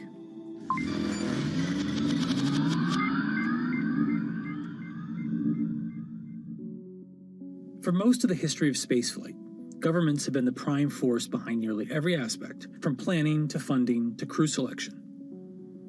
But as early as the 1980s, proposals for commercial space tourism began to emerge, along with innovative solutions for getting people there, such as the wild concept of sticking a 74-person passenger cabin in the cargo bay of a NASA space shuttle. Although various non-astronauts have been selected for missions over the years, true space tourism didn't happen until 2001, when an entrepreneur named Dennis Tito coughed up an estimated $20 million to hitch a ride with the Russian Federal Space Agency for a week-long vacation aboard the International Space Station. 20 years later, we're seeing a new contender in this final frontier of tourism: private companies. It's becoming a private enterprise situation, still very high risk with a high reward, potential reward. But, you know, government is really out of the business of flying people now, and it's really going to be companies like Elon Musk and Jeff Bezos and Richard Branson that do that heavy lifting. Commercial space tourism is usually about taking the non-astronaut, the private citizen, into an orbital or suborbital flight. So you get a short amount of microgravity experience, and you can float and take some photos. And then you come back. This was something that technology had gotten to a point where the private sector was going to make a business out of this. There are multiple companies that want to get to the place where they fly people into space. The first of these is Blue Origin, founded in 2000 by Jeff Bezos. Using the autonomous rocket system New Shepard, a tribute to the first American in space, Blue Origin plans to launch up to 6 passengers at a time, offering a rarefied treat of 62-mile-high views and a momentary experience of weightlessness. Booking officially kicked off in May 2021, with the very first seat to be auctioned off for charity. Meanwhile, Richard Branson's Virgin Galactic has also been pursuing a viable form of suborbital tourism, aiming for a launch in 2022 once Sir Richard himself has taken a flight. I'm hoping to be able to go to space. I'd love to be able to coincide it with the moon landing and go to space. So I've got the whip on the team, and we'll see how we go. The company claims to have lined up over 600 seat reservations so far, including Justin Bieber and Leonardo DiCaprio.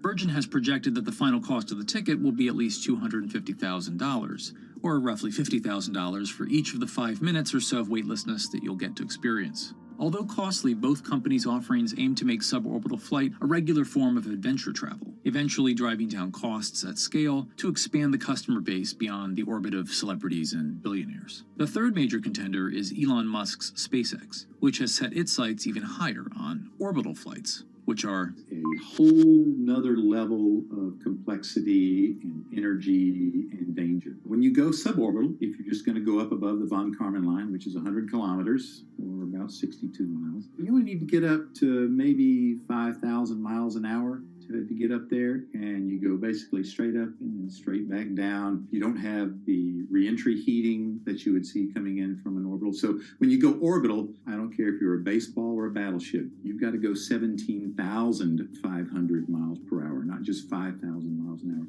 The energies involved are much greater. By doing that, SpaceX has gone another level up, and that's what they're doing with the Inspiration 4.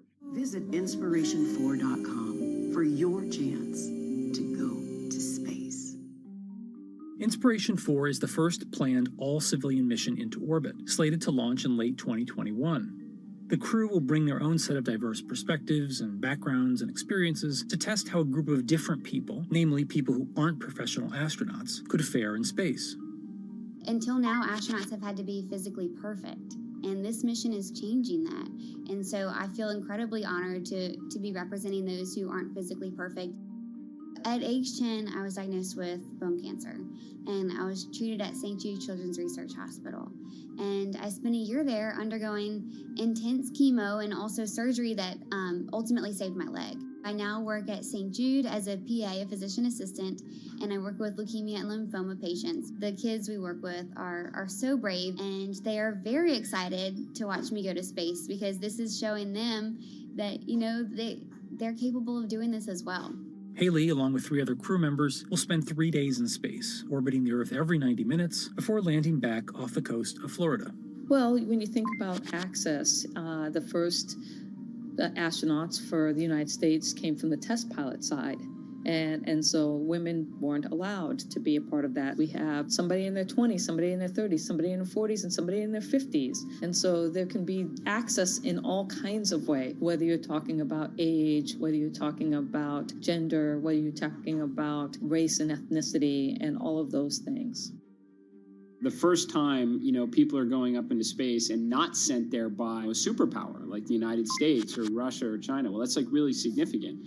And you've got to be very thoughtful about it. The whole game plan right now is to make space really affordable and accessible for everybody, so that you can have fishing buddies going to space someday. But the first is special, and so with that, we wanted to have a crew selection process that could make space available to everyday people.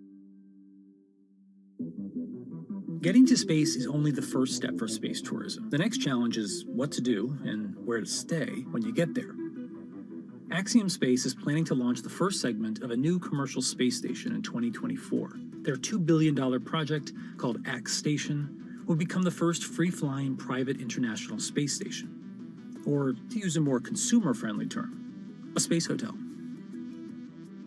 Axiom isn't the only company out to make your space stay a little more comfortable. Bigelow Aerospace has been building what they call expandable habitat technology, like their B330, an inflatable pod module that expands once in orbit. There's even one attached to the International Space Station right now. They've been testing it, and you take it up, and it's rather small, and then you inflate it, and it seems to be working very, very well. This is likely to be the first kind of tourist hotel that you're going to see up in space. First of all, it's easier to carry instead of this giant tin can with all of that. The inflatables are lighter. You can just blow them up, and they get a nice big size for about less than half the weight probably. But even as space missions become accessible to civilians, the risks of going into space are incredibly high, and you could die 1,000 ways that we can think of and 1,000 other ways that we can't think of. This is Michelle Hanlon. She's a space lawyer at the Mississippi School of Law, focused on protecting humans in outer space. Now, I'm not an attorney for any of the space tourists, so I haven't been privy to their private contracts. But I can tell you that the FAA requires certain waivers to be in those contracts. So, for example, the FAA says, well, we're not going to make you make your spacecraft to a certain safety level. We are going to make you spacecraft operator. Make sure that you inform your space tourists of all of the hazards that you know of. I'd imagine a very long waiver, all the ways you can die in space. And you have to understand that there's health risks, and you have to indemnify the US government if you are launching from the United States. So those are things that we know a space tourist has to sign and has to waive. So now let's go back and think about our space flight participants. The FAA calls space tourists space flight participants. They don't call them astronauts. Why is that important? If you're not an astronaut, there's no obligation to rescue you if something goes wrong. It's a lot of money to set up a rescue launch. If it can even be done, it's something really important to think about, and that difference as we cross this threshold from having astronauts in space to having real people like me in space. And when we are able to make it to space reliably enough, there's still a host of other legal and ethical issues to consider before space tourism can truly take off. There are so many gaps in space law that we are going to have to put in a lot of sort of basement ideas. And so, for example, the Outer Space Treaty is a treaty that offers principles and guidelines for state activities, for the activities of national governments. It doesn't talk about private entities, it doesn't talk about humans in space. So now if something gogoes wrong, so let's think about all the times hotels on Earth are sued, right? So slip and falls, you step on something in the bathroom, you sue the hotel, and it becomes a private lawsuit. Because of the vagaries of international law, If something happens in space, well, boy, you can sue the state that launched your spacecraft. You can sue the company that brought you there. You can sue the hotel. You can sue the individual. You can sue every government related to that, because the way the Outer Space Treaty and the Outer Space Regime have set this up is that anything that happens in space first has to go through a diplomatic channel before you think about suing in a court of law. And so every single slip and fall in a space hotel is a diplomatic nightmare. And so we really need to figure that out before we start sending a lot of people there. You think about human rights in space. Here, we don't think about a human right to oxygen because it's kind of all around us and free. It's not in a space hotel. So what happens if something happens and the oxygen depletes? Who gets the oxygen first? And then, of course, let's not even think about the labor. How do you treat your labor in a space hotel where that person may be there for 2 or 3 years without coming back to Earth? So a lot of things to think about. Space habitats are more likely in the near future to focus on research missions and be a home for experiments that can't happen as easily back on Earth. Space hotels, I think they garner a lot of headlines and a lot of news, but at the same time, that's not the first thing that you're going to see happen. They don't offer the compelling business case, I think, that you'll see from a place that wants to manufacture pharmaceuticals or a new type of crystal or some type of filament or fiber optic cables and other things that you can do in microgravity. The things that are actually, a high value finished good, when you get that back to Earth and you sell it for a very, very huge profit margin, that's what's likely to happen in space, as opposed to having a real estate platform that you sell to a tourist. A space hotel is really interesting, and it will probably happen, but it's not likely to be at the forefront of space commerce. Even if space hotels are right around the corner, don't get too excited about booking a trip in one. It's not a cheap ticket to ride to space, and it's going to be, millionaires and billionaires and that sort. But at the same time, the point was made that in the early days of airline trips, that was also a completely unaffordable ticket for most people. Those people who flew were people of means, and over time it becomes affordable to the masses. And I think that's the goal for all the entrepreneurs in space as well, to get those costs down to a point where it's not $10 million or $5 million or $300,000 ride into suborbital space. When it becomes more like buying a first-class ticket to go to Europe from the United States. So that's the goal, and the question is, can we get to that point? Given the immense operating costs of getting to space, it may be years, if ever, until space tourism becomes a profitable venture for any of these companies. Virgin Galactic, the only publicly traded company of the three, has had a particularly rocky year, initially riding on the momentum of a SPAC deal, but more recently beset by launch delays and major funders, including Branson himself, selling large quantities of their stock in the company. Space is really, really, really hard, and it's an absolute cliche, but it's one that happens to be very true. It's just really hard to do. That's also the reason that you've seen the delays that, Virgin had talked about flying years and years ago. And it became such a crazy point that Richard Branson actually stopped talking about it when he was asked, because it was never going to be when he predicted. But it's not insurmountable. And, investors have stepped up because this is something that is doable. Despite the astronomical dangers and costs of getting to space, it may ultimately follow the course of other once fanciful modes of travel.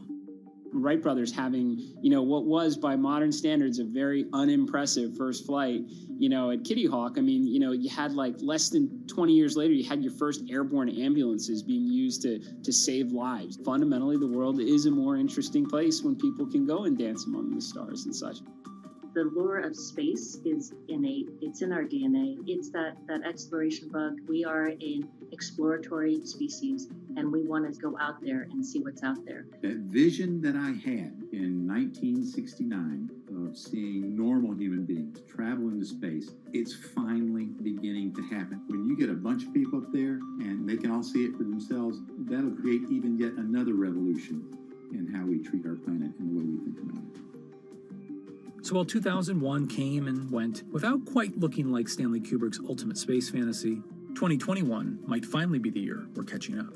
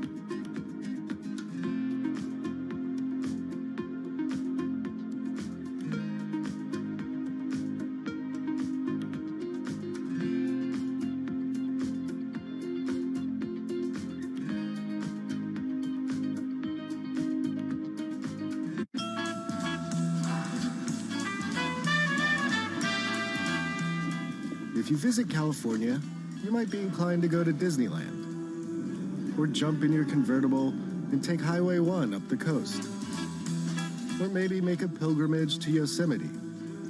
All very fine choices. But if you're the kind of person who revels in our planet's extremes, then it's Route 395 that you're after.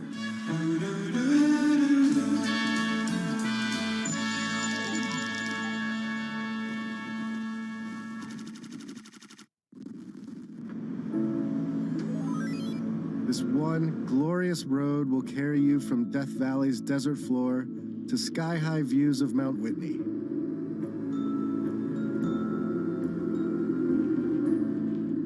You can see the 5,000-year-old bristlecone pines, the oldest living organisms. Or the bizarre tufa towers of Mono Lake. And true to California's boom and bust spirit, you can saunter around the ghost town of Bodie. What a novel experience to find an empty American city where all the businesses are shut down.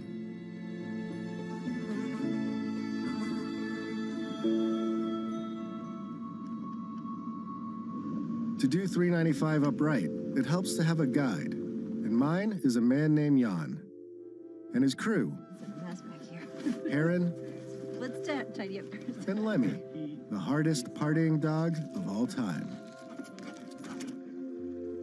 Jan agreed to show me some of what 395 has to offer, but only if we agreed not to disclose any locations.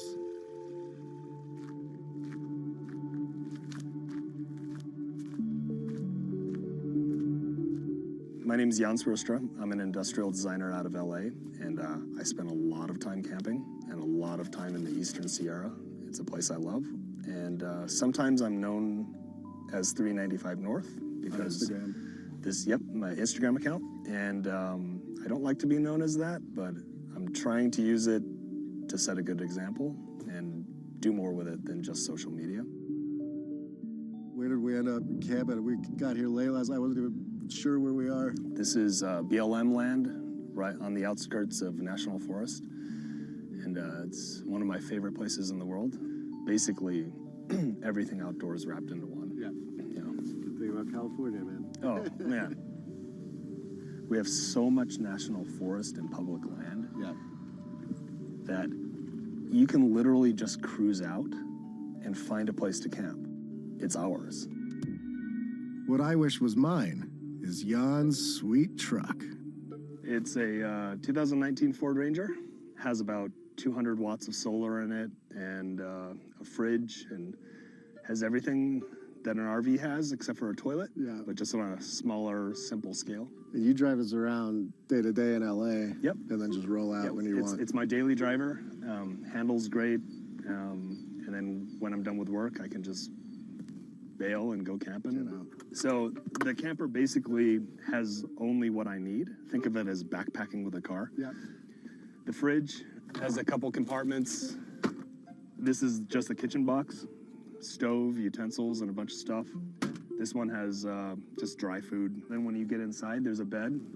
The bed flips up, so you've got tons of room in here. This awning is phenomenal. If you want to pull that over.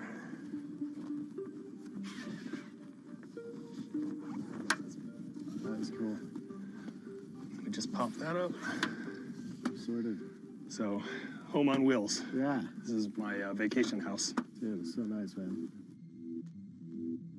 Even with his nomad lifestyle, Jan faces the same big question as the rest of us. Do the internet and smartphones have to ruin everything?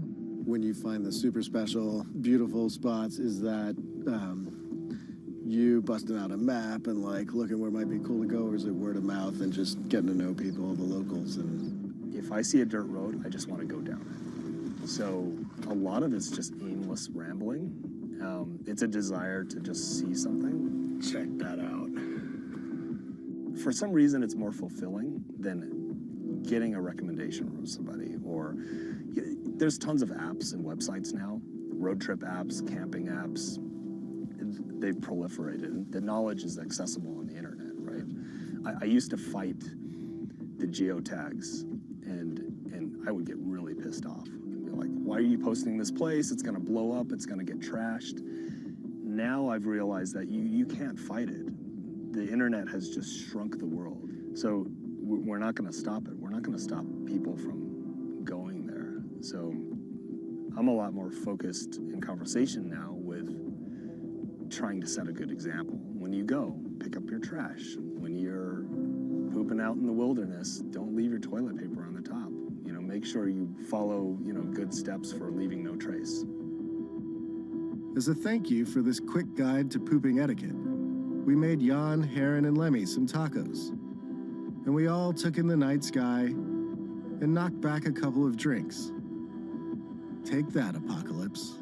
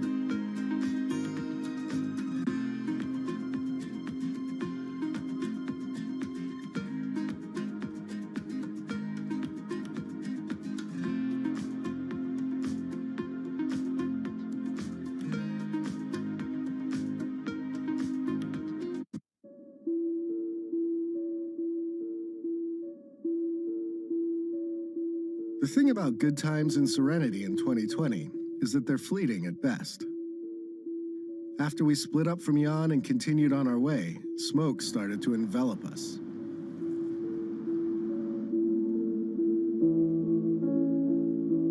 The plus side was that our RV no longer smelled like feet. The downside was breathing. My man David here suggested that we try and outflank the smoke by cutting through Yosemite. Without a reservation, we had to talk our way in. Yes, no stopping, no getting out, and don't go in the valley. Yeah, no problem. We just wanted to get through. It was a beautiful choice. Glad we got out of the smoke. Whoa, okay. But not quite as effective as we had hoped.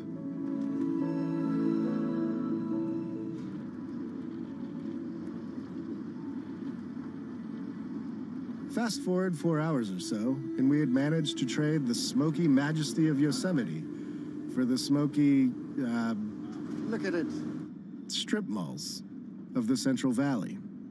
We have made it, sort of out of the smoke, all the way across Yosemite National Park and here to to the gorgeous Central Valley of California. We're off to see a kind of surprising tech startup that is making some pretty strange machines to serve all the growers out in this region.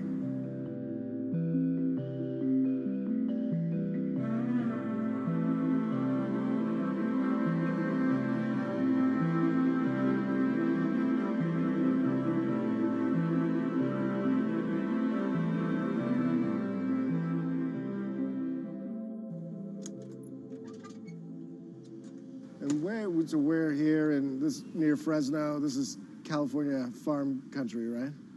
We're just south of Fresno, a town called Kingsburg. So we're right in the Central Valley of California. Very, very large farming valley here. It's kind of considered the breadbasket of the world. The Central Valley stretches out over about 20,000 square miles. And the farmers here produce about 1/4 of the food that Americans eat, including a whole lot of fruits and nuts. Tell me a little bit of the background of Gus. I know some of this is like a family business. The roots of this go back a ways. Tell me kind of like how we got to what's essentially like a startup, I guess. Yeah, definitely. So the founder of our company is Dave Crinklaw, and he started the business back in 1982. He started with is basically with his dad was commercial spraying of trees and vineyards. Got to the point where our biggest challenge was labor, just the shortage of it, really. He was forced into innovating, and he had this idea for quite some time about doing a driverless sprayer, and it finally got to the point where he said, you know what, I either got to get out of this business or I'm going to innovate. Organic or not, crops need to be sprayed, and this process has to take place a few times a year. This means hiring a lot of people to work long hours under serious pressure. And so, just like the tech bros to the north, Gus decided to solve all of its problems with robots.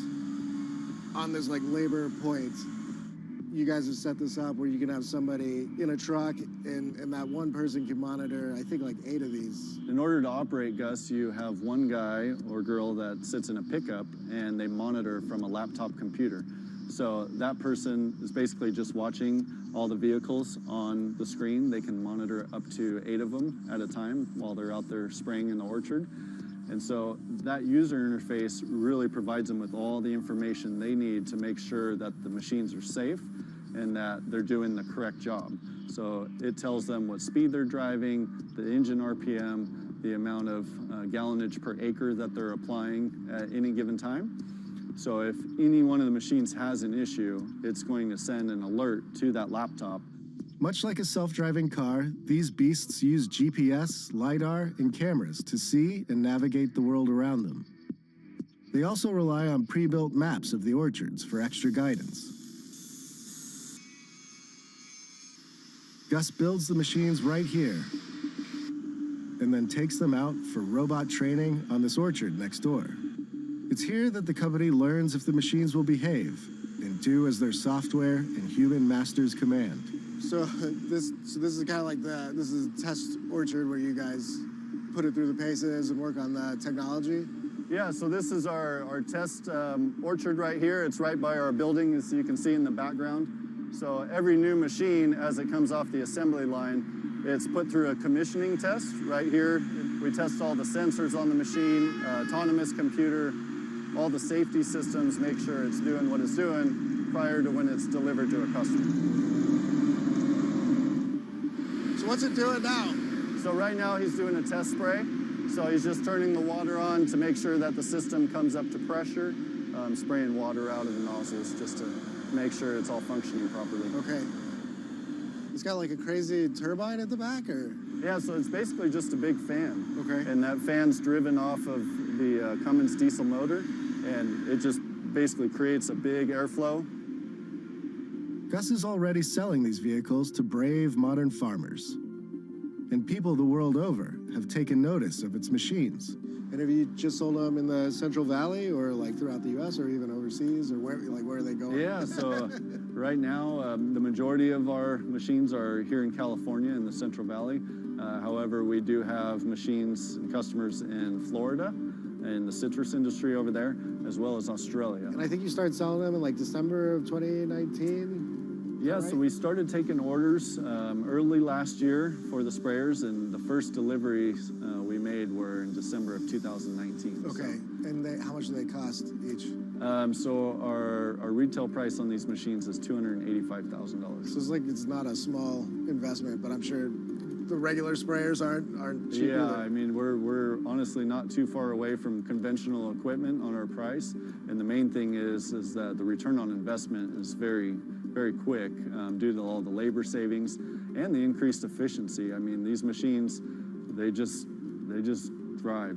But basically what we're doing, besides this machine, this is our first machine. We call it Orchard Gus, mainly designed for your nut trees, as well as citrus and fruit. In the future, we're working on a few other projects. We're going to do more machines. One of them is actually a vineyard sprayer. So vineyards are much tighter spacing, so the machine has to be physically smaller. And then we've got our eyes on doing a lot of other innovating.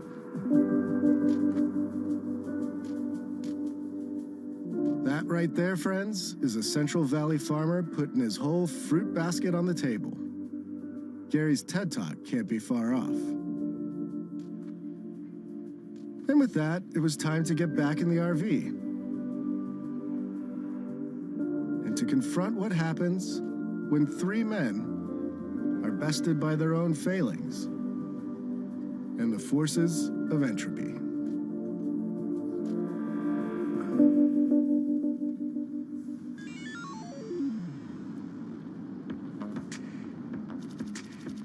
Next on Hello World, we cruise into the Mojave Desert in search of a lunar lander. We have instruments that we are going to deliver to the South Pole of the Moon in December of 2022. Instruments that are trying to scan the surface of the moon. And hang with a test pilot who walked away from this.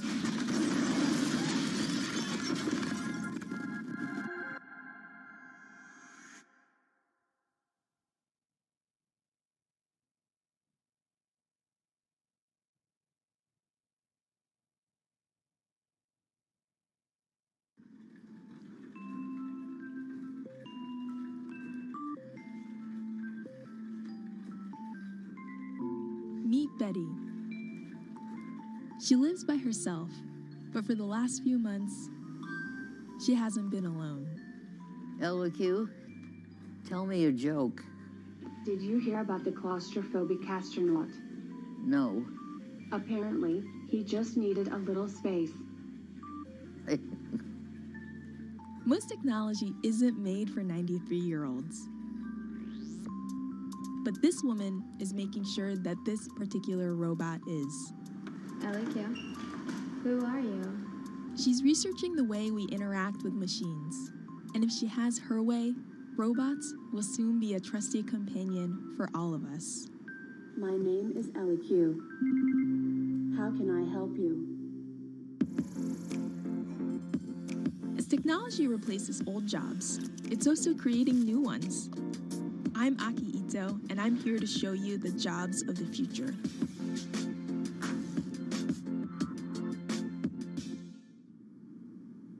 My name is Danielle Ishak, and I am a human-robot interaction researcher.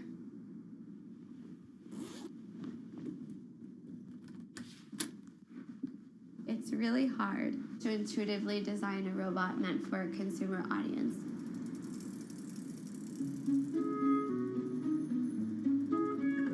You have to make sure that it's a robot that people want, people know how to use, and people value. Danielle works for an Israeli startup called Intuition Robotics. Its U.S. office is here in downtown San Francisco. Hello? Hey Danielle, it's Aki. Come on in. The company is funded by a couple big names like Samsung and Toyota. Full disclosure, Bloomberg's venture capital arm is an investor too. This is LQ. Can I take her out for a spin? Please. LEQ. Tell me what you can do. I am a proactive social robot designed for older adults. I can connect you to your family and friends and even play music. These features might remind you of the Amazon Echo, but you'd be missing the point if you compared her to a smart speaker. She's not meant to just be useful. She's meant to be a companion. Why don't you take a break and have a drink? And that's why she has a head that can nod and make other subtle gestures you might expect from a pet. Through our research with older adults, we're finding that almost on a daily basis, we see that somebody tells her that they love her. Really? Or that they like her. Like, or that they miss literally, her. I love you? Mm-hmm. They'll also tell her, I'm depressed, or I'm lonely. They'll open up to her in a way that they might not necessarily open up to a human because they don't feel like they'll be judged. LEQ isn't on sale yet. But a prototype is already in the homes of about a dozen early testers who live in the Bay Area. LEQ, tell me what the weather is today. Danielle's job is to figure out what's working and what's not. Sorry, please rephrase your request. And she does that by visiting each of her testers twice a month. How important are these visits to your job? They're critical. We're building a product for people who we are not. I'm not a senior, and how could you know how to design for somebody if you don't do research? Because otherwise, you would just be designing in the dark. Jobs like Danielle's are just starting to emerge. Until recently, robots were mostly in factories, separated from humans. But now, they're finally getting cheap enough, small enough, and smart enough to be in our homes. This has created a whole new challenge of designing robots that people will actually want to interact with. And that's where Danielle comes in. Her research has helped shape every little facet of LEQ, from the way LEQ moves to the way she talks. It's a very special job, and it can be really hard, and it can be really frustrating, but at the end of the day, it's incredibly rewarding. And I think the most rewarding part about it is when I see the joy on the users' faces, like that they saw their feedback turned into something real.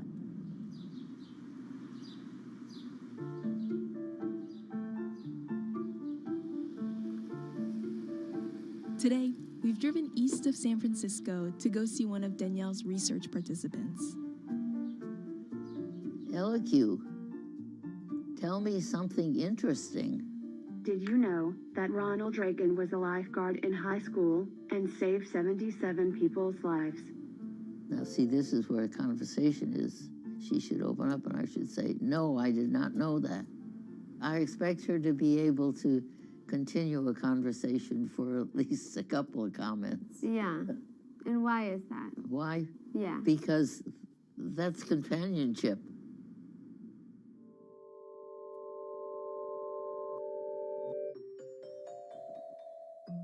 When Betty was around Danielle's age, she was working with some of history's very first computers.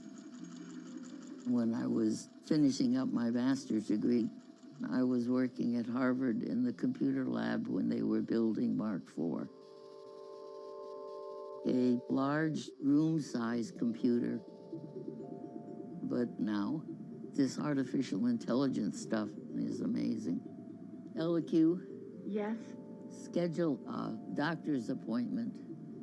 No problem. I'm working on it. When Danielle brought along the idea of working with robotics for the elderly, I said, are you kidding me? Will older people connect to a robot? And she said, I don't know, let's research and find out.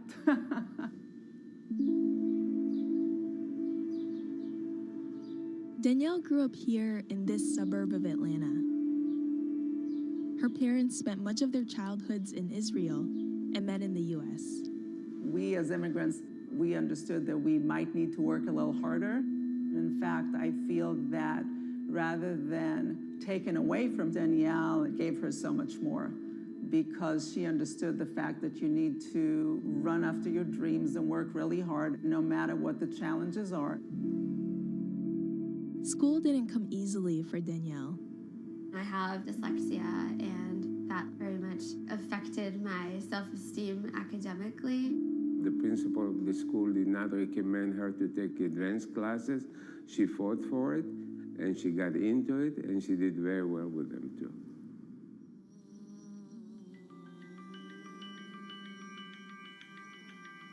Danielle's first job out of grad school was at X, the secretive research facility founded by Google. It's known for dreaming up all kinds of wacky, far-flung ideas. Can you tell us about the moonshots you worked on? No, I can't tell you too much about the projects that I worked on. I can't say that I was working on robotics. She loved the job, but wanted to work on something that would reach real consumers sooner. So she left X after a year and joined Intuition Robotics.